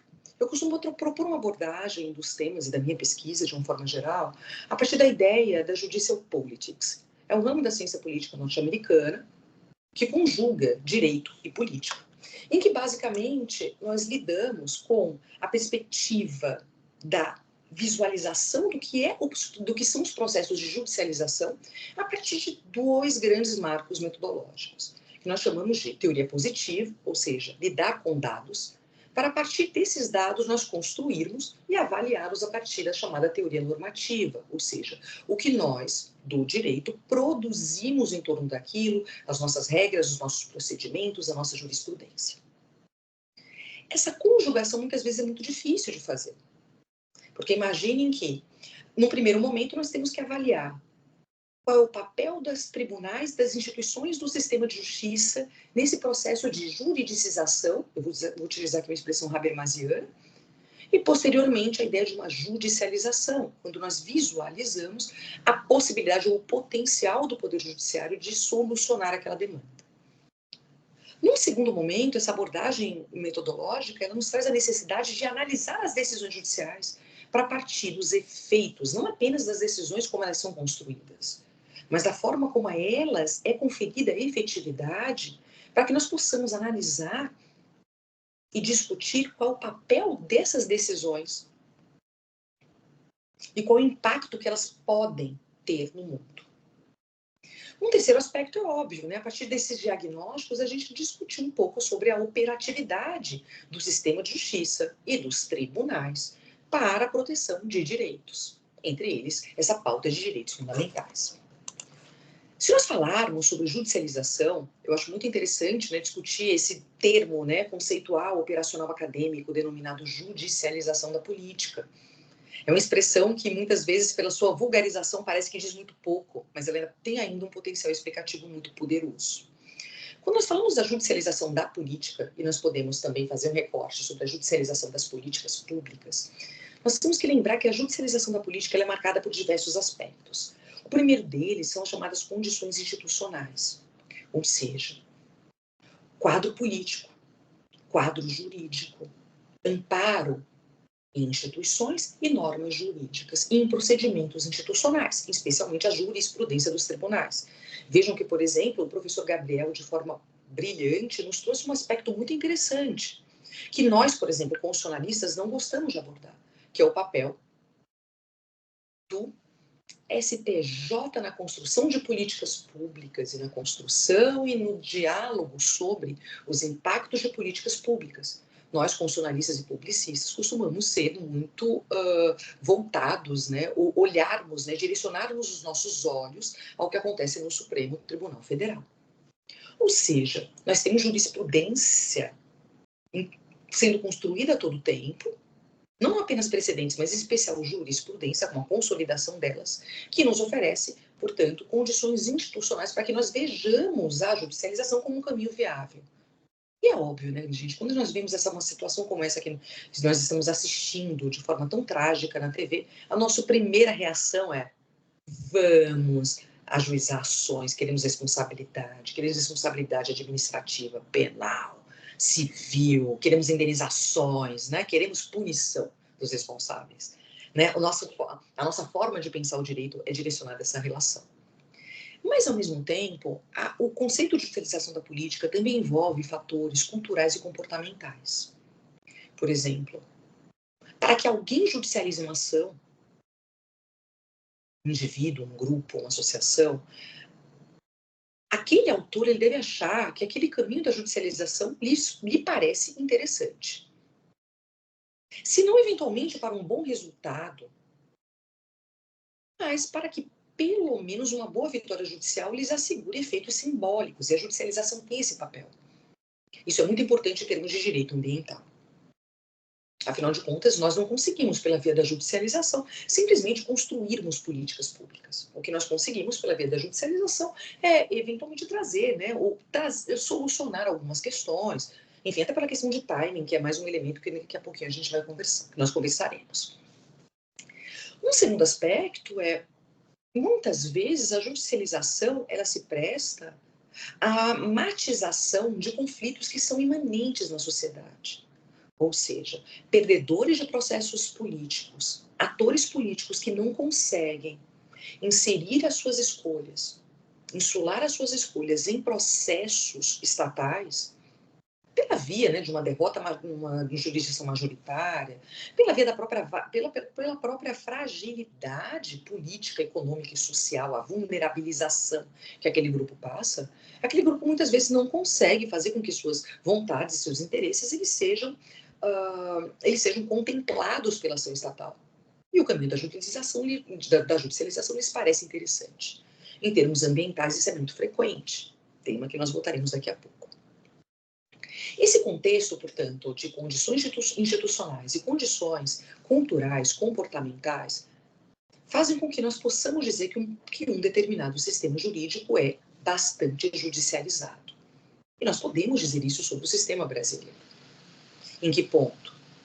A partir do momento que nós temos, simplesmente, mais de 1.400.000 pessoas inscritas na Ordem dos Advogados do Brasil, em que nós temos, pelo menos, 200.000 bacharéis em direito, ainda não inscritos na Ordem, em que nós temos matriculados nas instituições do direito brasileiro, né? nas mais de 1.200 faculdades de direito. Os dados de 2022 falam de 1.208 faculdades de direito no Brasil. Então, nós temos mais faculdades de direito do que todo o globo terrestre. É um dado muito surpreendente. E nós temos aproximadamente 600.000 estudantes de direito nesse país. Apenas por esse dado relativo à profissão da advocacia, isso já nos mostra que nós temos um ambiente que ele seria necessariamente judicializado. Por quê? Porque, afinal de contas, essas pessoas, o meio de vida delas é o ajuizamento de ações ou a tentativa, né, de composição de conflitos. Como nós ainda não avançamos suficientemente, em termos até de cultura jurídica, no sentido da busca de meios alternativos de solução de conflitos, a via da judicialização, portanto, parece muito interessante para esse meio, e é um meio de vida. Então, nós temos sim, só por esses dados já nos mostramos um meio altamente judicializado. Os dados gerais também nos mostram, nos indicam também, a despeito de todos os esforços dos órgãos responsáveis pela racionalização da prestação jurisdicional no Brasil, nós temos ainda muitas dificuldades na redução do acervo de demandas. Até porque a capacidade institucional do judiciário é constantemente posta à prova por um volume crescente de ações. E nisso não tem IA, procedimentos, né, de racionalização que deem conta dessa demanda, sempre tão, né, dessa demanda crescente. Nós brasileiros, antigamente, há um tempo atrás, há 10, 15 anos atrás, quando eu comecei a estudar o tema da judicialização, não, 20 anos atrás, quando eu comecei a estudar o tema da judicialização, nós tínhamos a impressão de que, na verdade, nós seríamos tributários de uma onda global, chamada de juristocracia, né, que é um tema popularizado por um autor israelense chamado Ron Heschel, ou de trabalhos clássicos, como o do Tate Wallander, né, do que seria, né, a expansão global do poder judiciário, etc. E nós nos imaginávamos, na verdade, tributários de uma consequência de um processo global de expansão de uma forma de democracia denominada democracia judicial. Para quem gosta, né, para os que não gostam de teoria, né, para os que não gostam de ciência política, mas que gostam de teoria do direito, né, poderíamos falar do Garrapon, né, a ideia da transformação do judiciário como um grande guardião das promessas. Ou uma autora também que nós gostamos muito, provavelmente o professor Gabriel também gosta, como todo bom gaúcho, gosta muito da professora Ingeborg Maus, né, a ideia do judiciário, na verdade, como né, uma transferência quase paternal, né, ao poder judiciário. Nós não resolvemos nossos conflitos, encaminhamos esses conflitos ao sistema de justiça. Nós parecemos, na verdade, como eu disse agora há pouco, tributários desse movimento global. Mas, na verdade, hoje eu posso dizer que todos os nossos dados indicam que nós somos protagonistas desse universo global. E daqui a pouco nós chegamos no direito material. E quando nós falamos de direito ambiental, é um fato inquestionável. Nós somos protagonistas globais em legislação ambiental. Mas também, né, a gente tem coisa bonita para mostrar por aí também. Pois bem, quando nós falamos de judicialização da política, eu queria lembrar só um pouquinho, né, que a gente fala, na verdade, de 3 aspectos. O primeiro deles é da expansão do discurso e procedimentos jurídicos para a esfera política. E é isso que faz com que nós, como primeira resposta, imaginemos logo uma boa ação judicial. Queremos indenização. É a nossa primeira resposta, né? Inclusive, é quase uma reação quase que natural. Um segundo momento, na verdade, né, um segundo aspecto da judicialização é a chamada judicialização das políticas públicas. E aí nós podemos já conversar um pouquinho mais sobre direito ambiental, sobre cidades sustentáveis e prevenção, na verdade, né, prevenção e precaução de conflitos, que são os princípios que regem, né, o direito ambiental. A chamada denominada judicialização das políticas públicas envolve, na verdade, um aspecto que é input e output. o que isso significa, né, para nós. O fato de que nós nos empolgamos com a proposta de transferirmos a lógica das políticas públicas, quando envolvemos, quando estamos, né, quando somos, quando lidamos com uma omissão estatal, ou quando também lidamos com uma certa negligência, imperícia, enfim, etc., em todos os aspectos da responsabilidade civil. Professor Josué, né, nós administrativistas não podemos ouvir o 37º da Constituição que nos emocionamos, né, professor? Nós adoramos falar sobre isso. Mas também, quando nós pensamos que o sistema de justiça pode ser um desencadeador de processos dentro do denominado ciclo das políticas públicas. E esse é um esforço muito grande que hoje nós desenvolvemos aqui no direito, que é compreendermos o que significam as políticas públicas e, ao mesmo tempo, imaginarmos que políticas públicas não se confundem com o direito. Nesse sentido, por exemplo, quando nós trazemos, por exemplo, para o Ministério Público, para a Defensoria Pública, né, uma nova estrela do nosso sistema de justiça, demandas de intervenção em políticas públicas, nós não queremos somente a intervenção do controle a posteriori da atuação administrativa. Muitas vezes nós queremos influir no ciclo das políticas públicas. Naquele momento, o primeiro momento, né, da agenda setting, ou seja, da identificação do problema, da organização e da formulação de uma agenda pública para a solução daquele problema. Depois da escolha das alternativas possíveis, e muitas vezes nós queremos impor a lógica jurídica aos poderes públicos, em torno do que nós entendemos que é importante, e claro, enquanto meta, enquanto prioridade, inclusive enquanto formulação de política. Ou seja, quais são as prioridades e de que forma essas prioridades, essas políticas públicas, elas serão construídas. Muitas vezes a atuação extrajudicial, ela envolve esse aspecto. Nós também discutimos muitas vezes a qualidade da implementação, que seria o ideal do ponto de vista jurídico, né? A partir do momento que nós fazemos, né, um controle concomitante da aplicação de políticas públicas, inclusive colaborando eventualmente com a administração pública na construção de soluções. Porque política pública ela é construída, mas ela não faz, a política pública ela não envolve a lógica do direito. A lógica do direito é da legalidade ou da ilegalidade. A lógica da política pública é da gradualidade. Uma política pública que consegue 50%, 60% de sucesso é tida como uma política pública bem-sucedida. E isso vai muito longe de uma lógica do ilícito e do ilícito. Mas nós também gostamos de fazer um controle do final da política pública na fase de avaliação. E é aí que o direito entra com tudo, com todo o seu sistema, né? Punição, ou seja, olhando o passado, porque a lógica do direito é uma lógica do passado. Nós apreciamos as decisões pretéritas.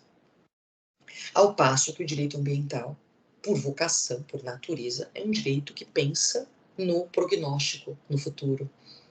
Não por acaso, é um direito cujo titular, entre seus titulares, tem as futuras gerações.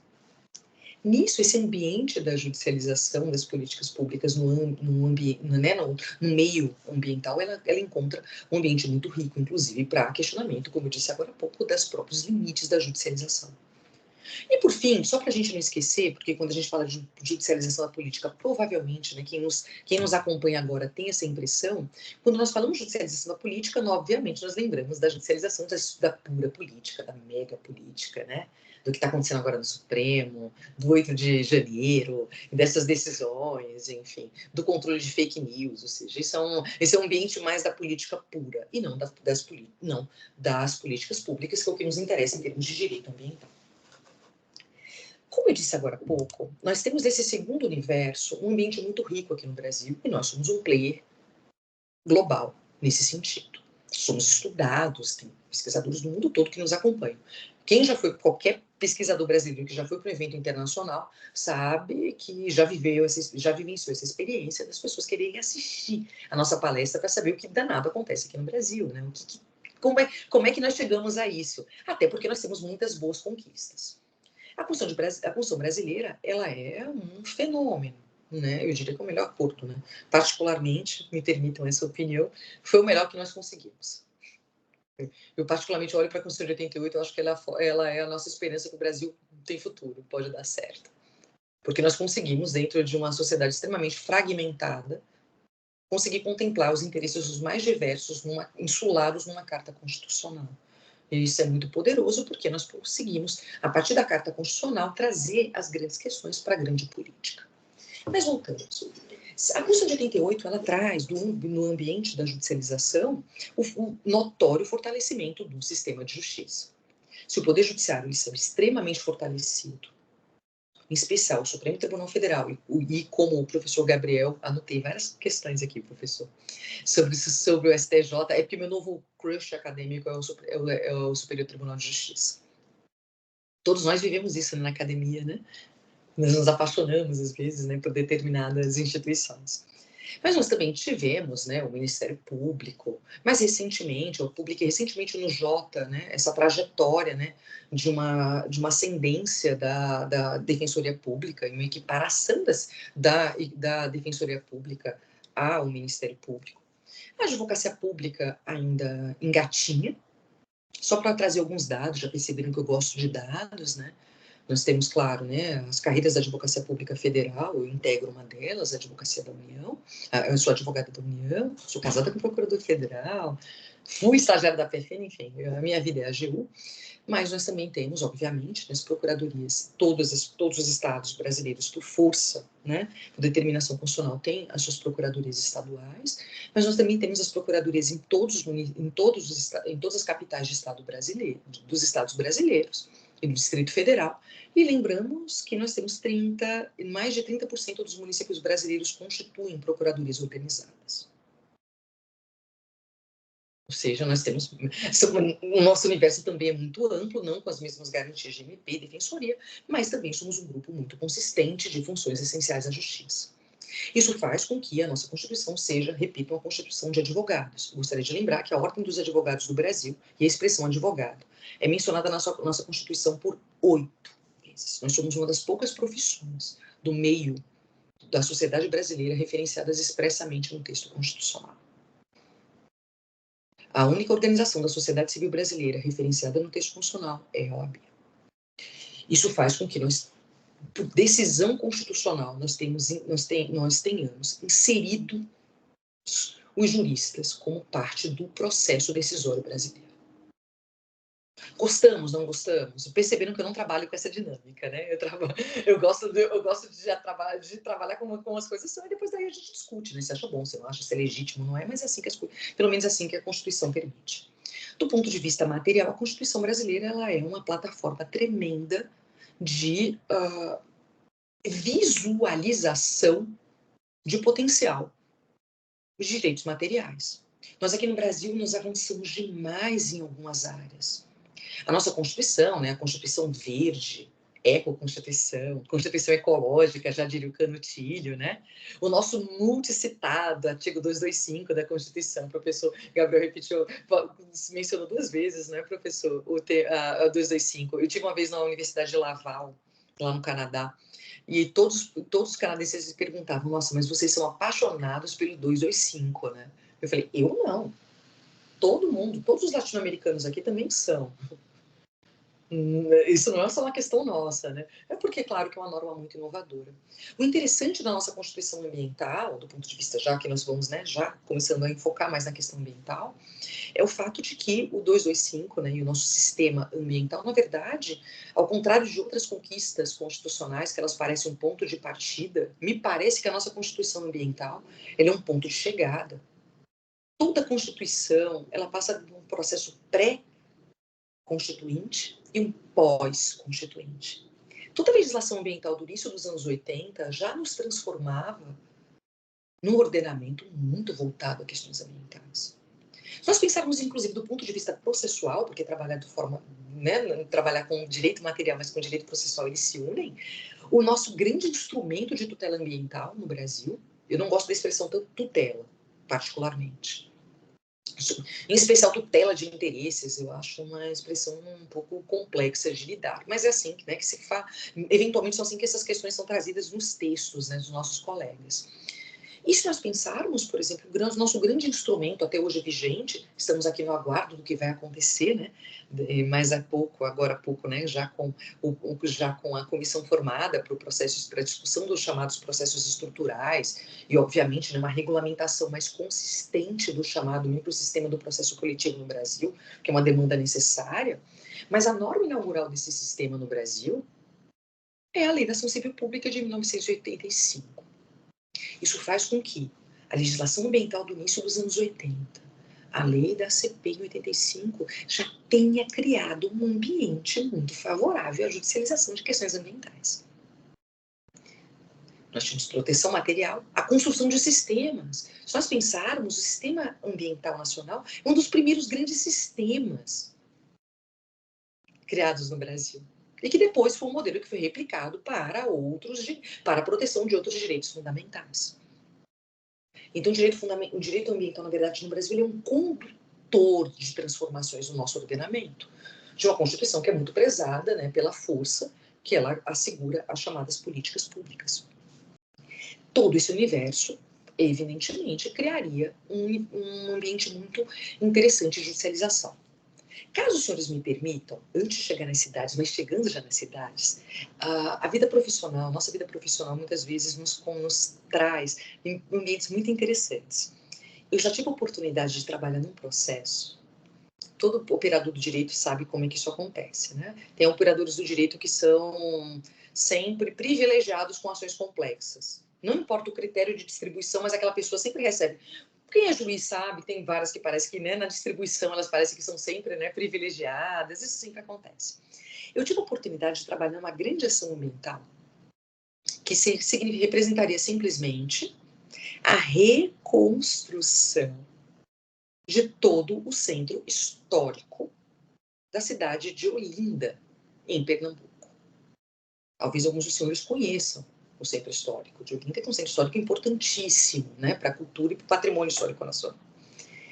A sentença desse processo, ela foi prolatada no dia 4 de outubro de 1988. Esse dia 4 de outubro diz algo para quem me assiste? A nossa Constituição foi promulgada dia 5 de outubro de 1988. Portanto, nós temos uma sentença de procedência de uma CP ambiental. Olha que interessante. Que determina uma série de medidas para a União. Lembrando que a distribuição de competências na Constituição, né, de 67 era muito distinta, né, da forma como houve essa distribuição. Inclusive, né, nós não tínhamos a figura do município, né, como ente da federação. Então, a distribuição, inclusive, de ações, né, para os entes, ela era bastante diferente. E isso foi prolatado logo antes, ou seja, a judicialização de questões ambientais, ela não é propriamente uma novidade.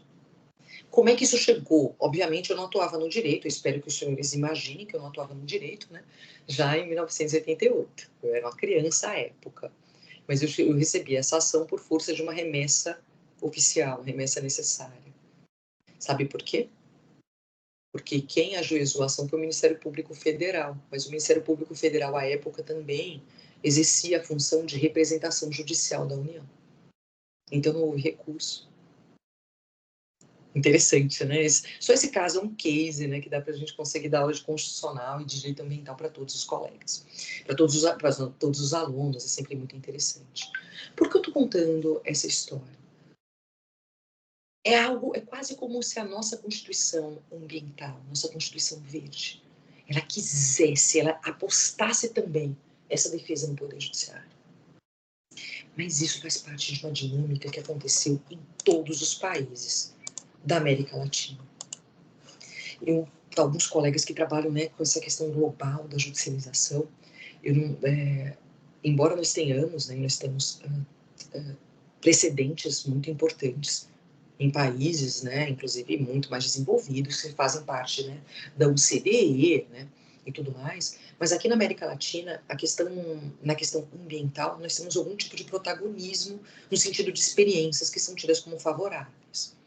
Por exemplo, alguns autores eles identificam algumas tendências específicas aqui na América Latina, em que o Brasil seria um condutor dessas experiências. O primeiro deles, quando se judicializa questões ambientais no Brasil, ou na América Latina, nós conseguimos colocar a ideia do direito ao meio ambiente ecologicamente equilibrado e etc. Nós conseguimos colocar esse direito como uma razão de decidir de demandas ambientais. Em muitos ordenamentos isso não é possível. Segundo, nós apostamos, claro que no judiciário, mas também na América Latina em geral, nós apostamos em novos agentes e instituições do campo jurídico. Quem gosta da ideia de juridização sabe, por exemplo, um papel tão importante que os tribunais de contas, por exemplo, têm em relação aos grandes projetos. As grandes obras de infraestrutura, todas elas passam por uma espécie de crivo dos tribunais de contas, que, claro, que representam essa função tão importante que é a função do Poder Legislativo de fiscalizar. Uma questão interessante também é que aqui na América Latina, pelo fato de nós termos sido colônias, nós temos sempre uma saliência da discussão no âmbito do direito ambiental, de uma espécie de confronto que que seria muito tradicional, muito old school, mas que é importante, que é a discussão entre direitos de propriedade versus o que seria a regulação, os limites que são impostos à regulação urbanística e ambiental. Se nós nos recordarmos na Constituição de 88, tanto no artigo 5º quanto no artigo 170, nós falamos de direito de propriedade privada e no inciso subsequente nós falamos da função social da propriedade. Nós, de algum modo, contemplamos no texto constitucional essa lógica, de algum modo, tida como contraposta.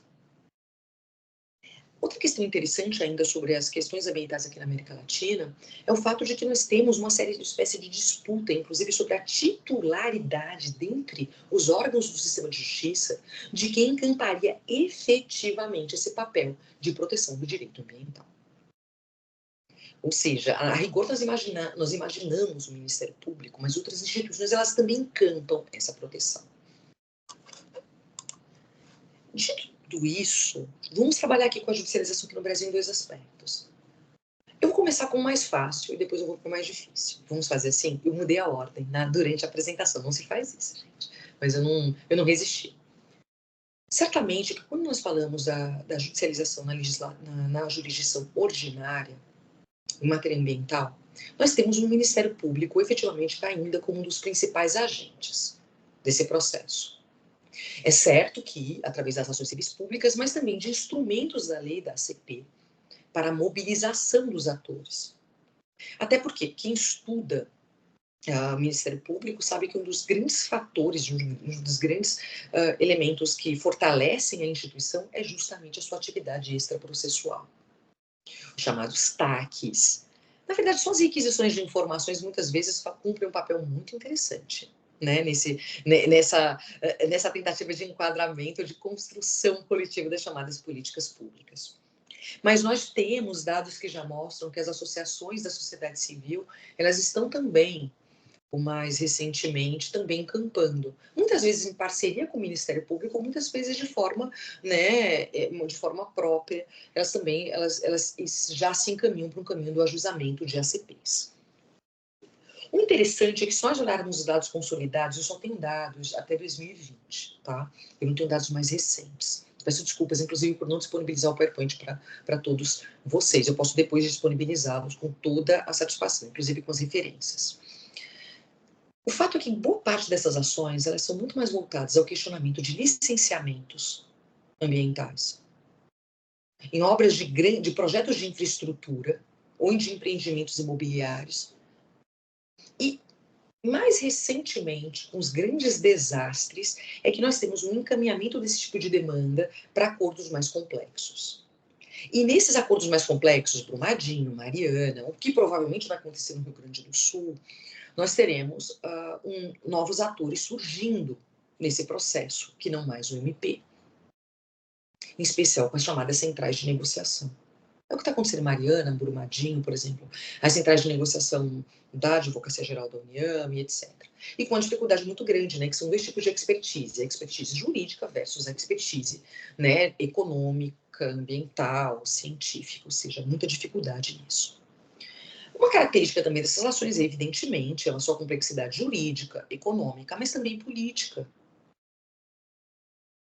Proteger o meio ambiente é uma decisão política. Porque se nós imaginarmos, gente, em termos de legislação ambiental, sejamos muito honestos, nós temos uma boa legislação ambiental. Obviamente que nós temos dificuldades, por exemplo, o estabelecimento do ponto de vista legislativo. Claro que, né, a nossa federação complexa, ela envolve complexidade também na regulação do direito ambiental. E, nesse sentido, atribuindo competências aos municípios, muitas vezes nós levamos e direcionamos ao ente mais frágil da nossa federação alguns dos compromissos mais complexos que nós temos. Em especial num país em que nós temos um processo de superpovoamento das capitais, especialmente no litoral, e, obviamente, nós temos municípios, enfim, desnecessário dizer, né, das complexidades do município brasileiro. Se nós imaginarmos, por exemplo, o professor agora há pouco mencionou a Suíça, minha irmã mora na Suíça, né? Se nós imaginarmos que, por exemplo, Zurique tem uma população inferior a qualquer bairro da cidade de São Paulo. É sempre complexo, né, imaginar isso, mas nós somos. É uma das nossas dificuldades. Mas do ponto de vista administrativo, de execução de políticas públicas, isso também envolve, a nossa federação envolve uma complexidade, que é o fato de que o estabelecimento do direito ambiental como competência comum faz com que, em determinados temas que parecem interessantes, você tenha uma superposição de atuações. Eu lembro que quem sempre comenta sobre isso é o professor Andrés Krell, de Alagoas, né?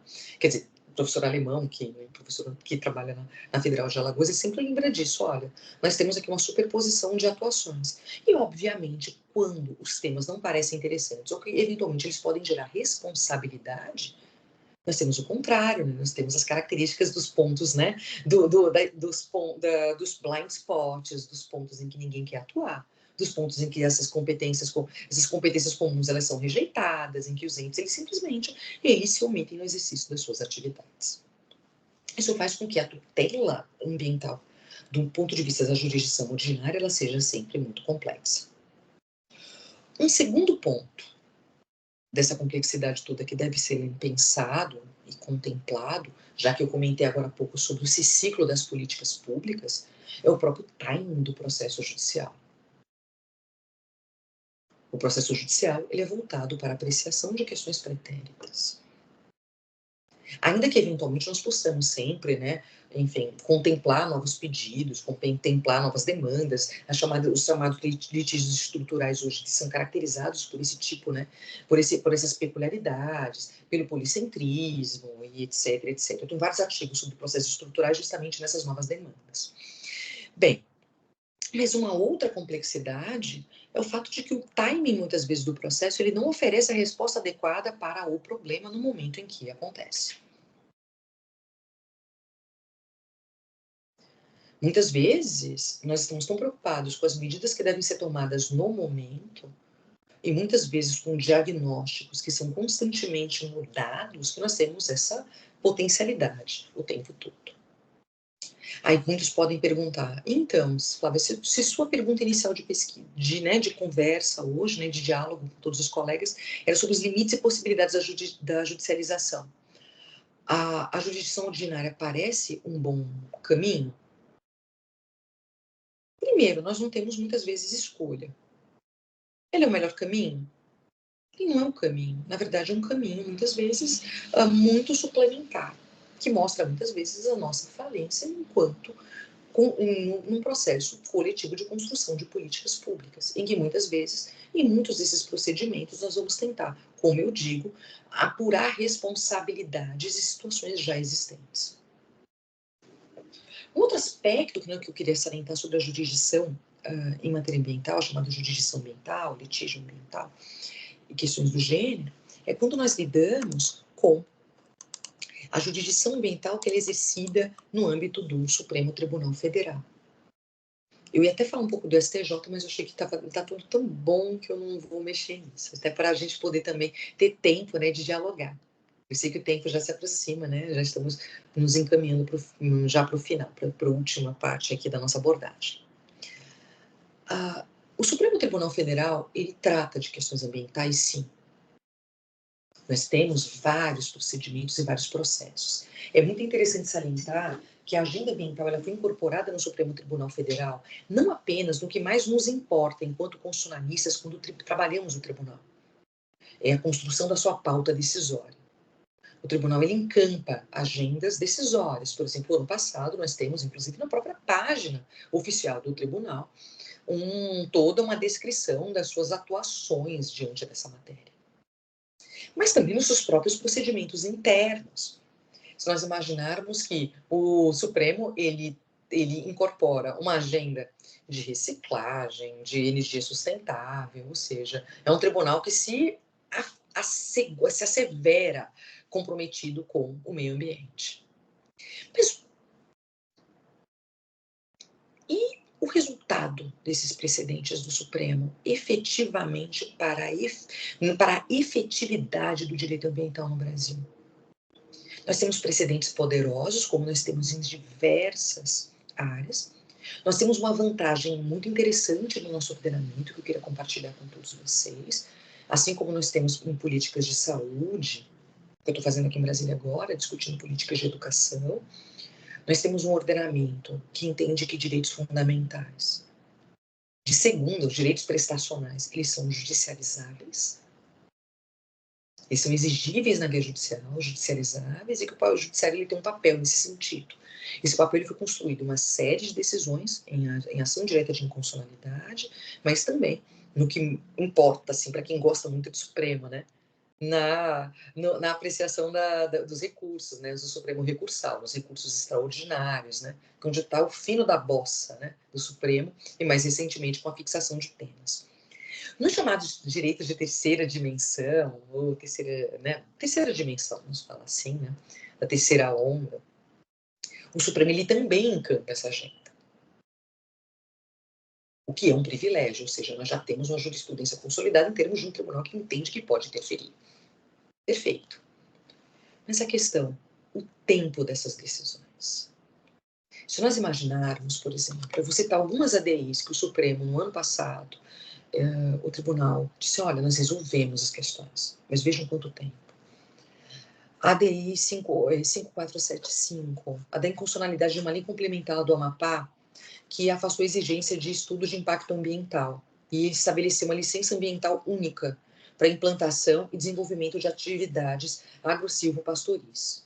Agronegócio, né, na região norte. 2016, ação. O Supremo julgou essa ação 6 anos depois.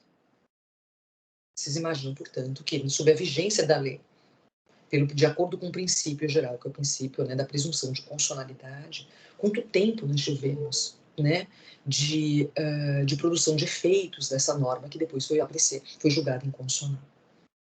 Numa lei de 2013, a 4998, uma inconstitucionalidade em que o tribunal ele decidiu sobre a inconstitucionalidade de uma lei lá no estado do Tocantins sobre supressão de vegetação em área de preservação permanente para pequenas construções. Essa lei de 2013, ela foi apreciada em 2020, 7 anos depois.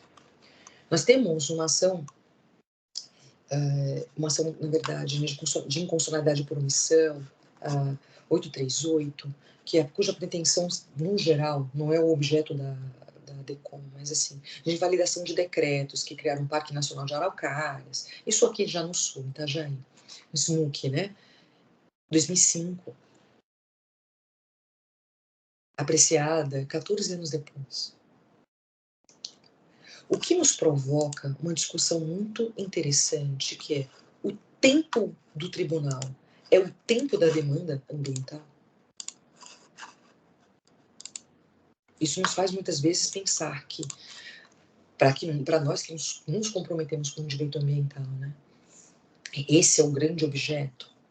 Por fim, para falar sobre o Supremo, eu vou lembrar de um julgamento muito recente, agora há pouco, né, que é a da DPF 760, foi mencionada agora há pouco, na de inconstitucionalidade por omissão 54, né, que exigiam a elaboração de um plano governamental para a preservação da Amazônia, né, e, obviamente, como na esteira, né, do superbadalado estado de coisas inconstitucional, demandava que o tribunal declarasse, né, essa questão da proteção da Amazônia, ou a omissão estatal na proteção da Amazônia, como um estado de coisas inconstitucional, ou seja, né, um quadro de violação massiva e consistente e gradual de direitos fundamentais.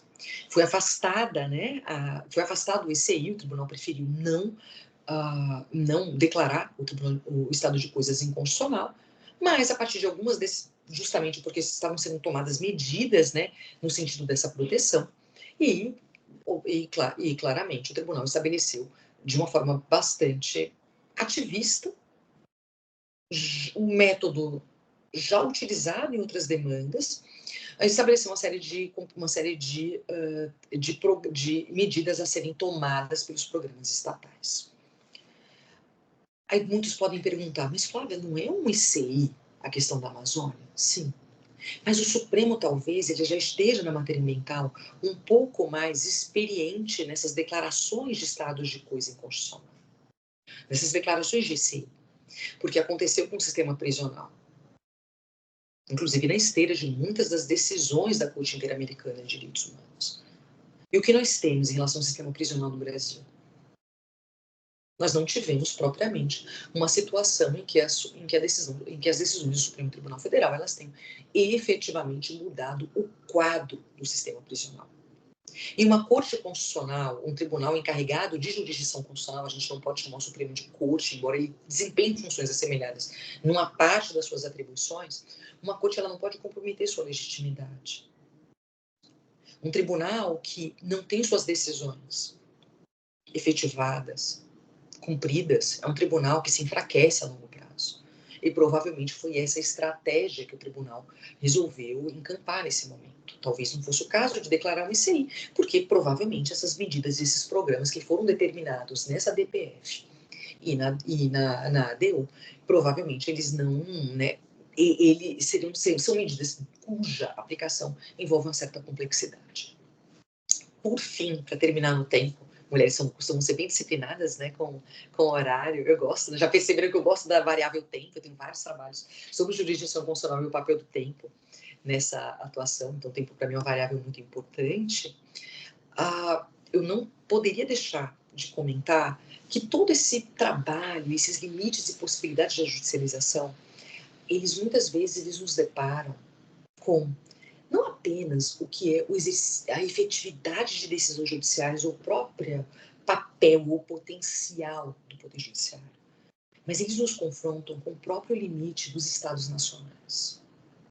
Um trabalho que eu fiz um tempinho atrás com uma colega de ambiental, eu já percebi, eu não sou da área ambiental, eu sou uma apaixonada pelo tema, mas não sou uma ambientalista. Contei isso só no final, né, para ninguém desligar a câmera. Antes disso. Mas uma coisa que me chamava a atenção é que nós discutimos a atmosfera como um direito difuso.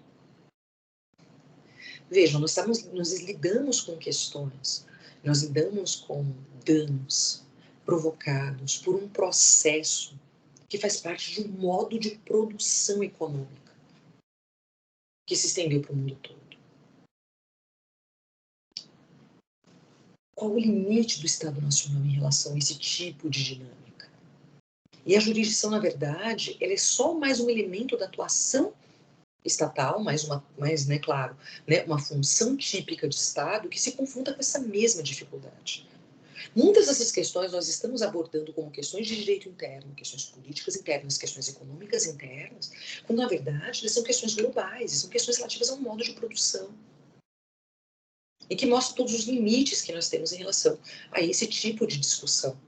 E olha que nós temos um país que, de forma simbólica ou não, utilizando a expressão do professor Marcelo Neves, titular de Direito Constitucional aqui da UNB, pernambucano também, a gente tem que fazer um pouquinho disso, né? Um pouquinho de bairrismo faz bem, às vezes. O professor Marcelo Neves diz, muitas vezes, esses compromissos que nós assumimos são muito mais simbólicos. Como a nossa Constituição ela pode ser caracterizada como uma Constituição simbólica. Os compromissos são muito bonitos, mas com muita consciência de que eles têm dificuldade de serem efetivados. Nós somos um player global também na assunção desses compromissos internacionais com o meio ambiente, mas nós não somos um Estado, nós somos um Estado periférico, nós não somos um Estado central, em que nós conseguimos discutir com as demandas de um modo de produção de forma altiva. Isso não é só uma questão do Estado, né? É uma questão do momento que hoje nós vivenciamos.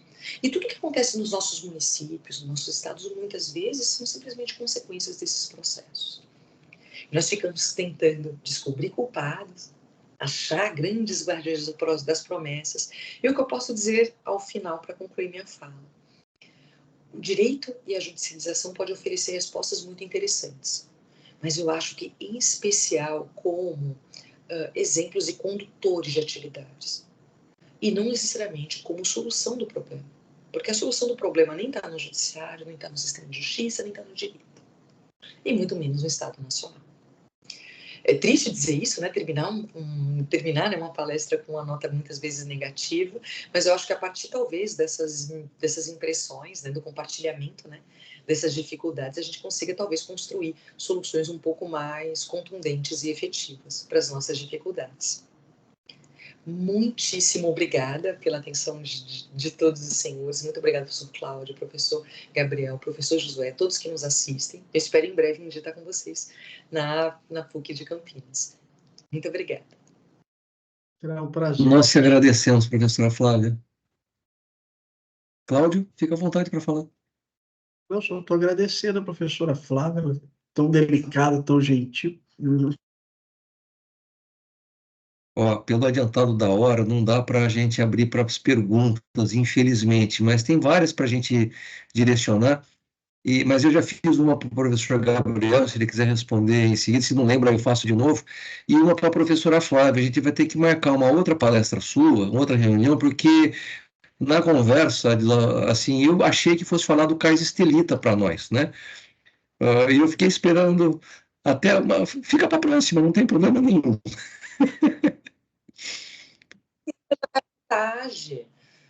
Os prédios já são construídos. Sim. Rápido, case de judicialização ambiental, em que havia uma tentativa, né, de construção de um hiperempreendimento numa área paisagística muito importante da cidade do Recife, e foi uma mobilização política muito bonita e muito interessante lá, que redundou alguns resultados, pelo menos. O projeto ele foi matizado de forma ambientalmente consistente, tido como mais consistente, mas deixa eu contar um spoiler. Eu tenho dúvidas sobre a execução do projeto até agora. Vamos aguardar. Eu quero contar a novidade. A próxima eu conto a novidade, professor Jesus. Tá bom, eu não tenho dúvida nenhuma, mas como está gravando, eu vou manter a minha opinião para mim mesmo. Tá? Professor Gabriel Vedi, eu lá não consegui resistir, né? Falei que eu tinha 37 perguntas, mas a grande questão é como responsabilizar o empresário que difusamente é responsável pela carga de emissão de poluentes ou de resíduos sólidos e que não pode ser precisado exatamente o seu ônus de responsabilidade. Então, a pergunta é mais ou menos essa. Se quiser tentar direcionar essa minha dúvida.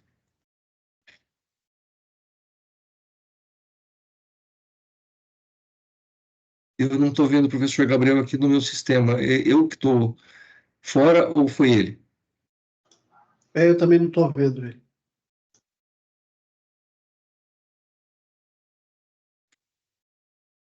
Deve ter havido algum problema na conexão. A professora Flávia também havia caído, mas já voltou. Falta só o professor Gabriel. Mas eu acho que ele está paralisado, não é isso? Voltando.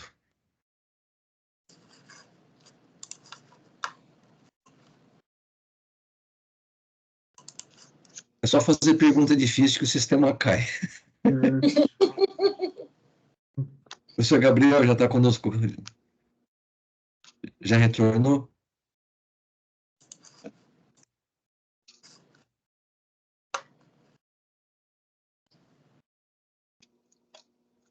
O sistema dele caiu mesmo.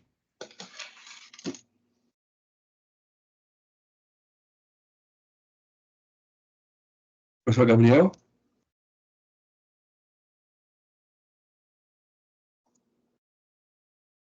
A gente não Não está estamos lhe ouvindo, ouvindo. professor. Professor? O Microsoft Teams realmente não quer permitir que ele fale. Ah, agora estamos vendo e acho que ouvindo. Pode nos ouvir, professor? Nos ouve, professor?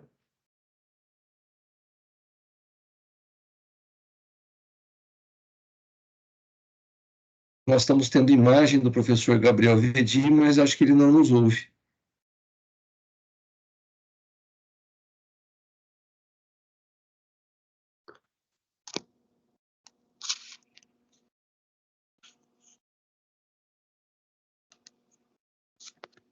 Ele não está nos ouvindo.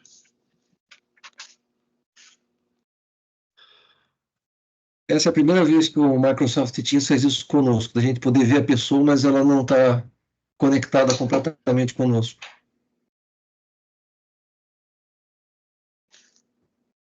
Nos ouve agora, professor Gabriel? Não, não está ouvindo. Só porque eu fiz pergunta.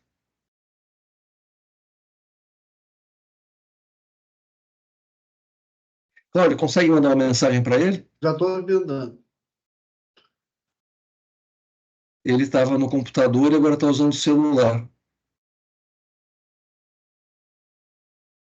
Provavelmente a internet também provavelmente a internet deve estar muito ruim, né? Por lá. Para a defesa do professor Gabriel, a minha internet também aqui não está lá essas coisas. Sério? A minha defesa, para a defesa do Josué, que é para a defesa do professor Gabriel, a minha internet também não está grande coisa.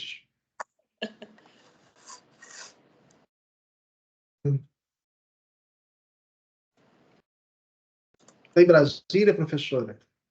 Estou em Brasília, num evento nacional do MEC, bem interessante até, assim, não tangencia de algum modo, né, o tema da palestra, mas não é o tema, é sobre a judicialização de matéria de educação.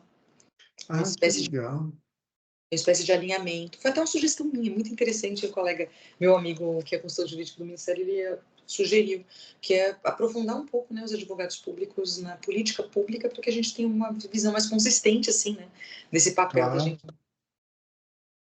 Bem gratificante, muito gratificante esse processo. Quais são as linhas de mestrado da PUC de Campinas? Quais são as linhas do programa de pós? Tem a linha de cooperação internacional, que é a linha, que é uma das linhas, e depois tem a outra linha, que é de políticas públicas, sustentabilidade, então, e direitos humanos, né? Que a gente procura trabalhar nesse sentido. Ah, interessantíssimo. Muito bom ter a linha de cooperação internacional. Acho que é um tema muito pouco dimensionado e tão importante, né? E tem um grupo, né, de pesquisa dentro da linha, que tem alguns grupos, e o grupo que eu e o José a gente participa é políticas públicas, sustentabilidade e proteção de vulneráveis. Ai, que interessante. Que interessante. O trabalho não vai faltar, de tédio acadêmico não vai ser uma Não, dificuldade. trabalho não falta, professor. A senhora pode ficar tranquila, trabalho não falta. Olha, pelo adiantado da hora, depois encaminharemos um agradecimento direto ao professor Gabriel Vedi, mas nós devemos encerrar pelo adiantado da hora, infelizmente. Encaminharemos as questões para o professor Gabriel, encaminharemos também para a professora Flávia, e em nome do programa, em nome da PUC Campinas, agradeço imensamente a participação da professora Flávia, do professor Gabriel, e esperamos muitíssimo tê-los presencialmente nas próximas atividades. Por favor, será uma satisfação. Muito obrigada a todos vocês. Muito obrigada pela paciência, disposição e parabéns pelo evento. O evento está excelente. Tenho certeza disso, especialmente agora pela palestra da parte da noite. E eu não sei se a Bruna está me ouvindo, mas acho que daqui a pouquinho podemos encerrar a gravação para registro no canal do programa. Queremos apenas convidar a todos e todas para amanhã, a partir das 9 horas, termos a continuidade do ciclo de palestras, com 2 palestras na parte da manhã, e encerrar amanhã também com 2 palestras na parte da noite, a partir das 19 horas. O link está nas redes sociais, e agradeço muitíssimo a presença mais uma vez. Bruna, pode desligar a gravação para nós, por favor. A todos e todas, muito obrigado e esperamos vê-los todos amanhã em outras oportunidades. Professor Cláudio, professora Flávia, muito obrigado e até logo. Boa noite.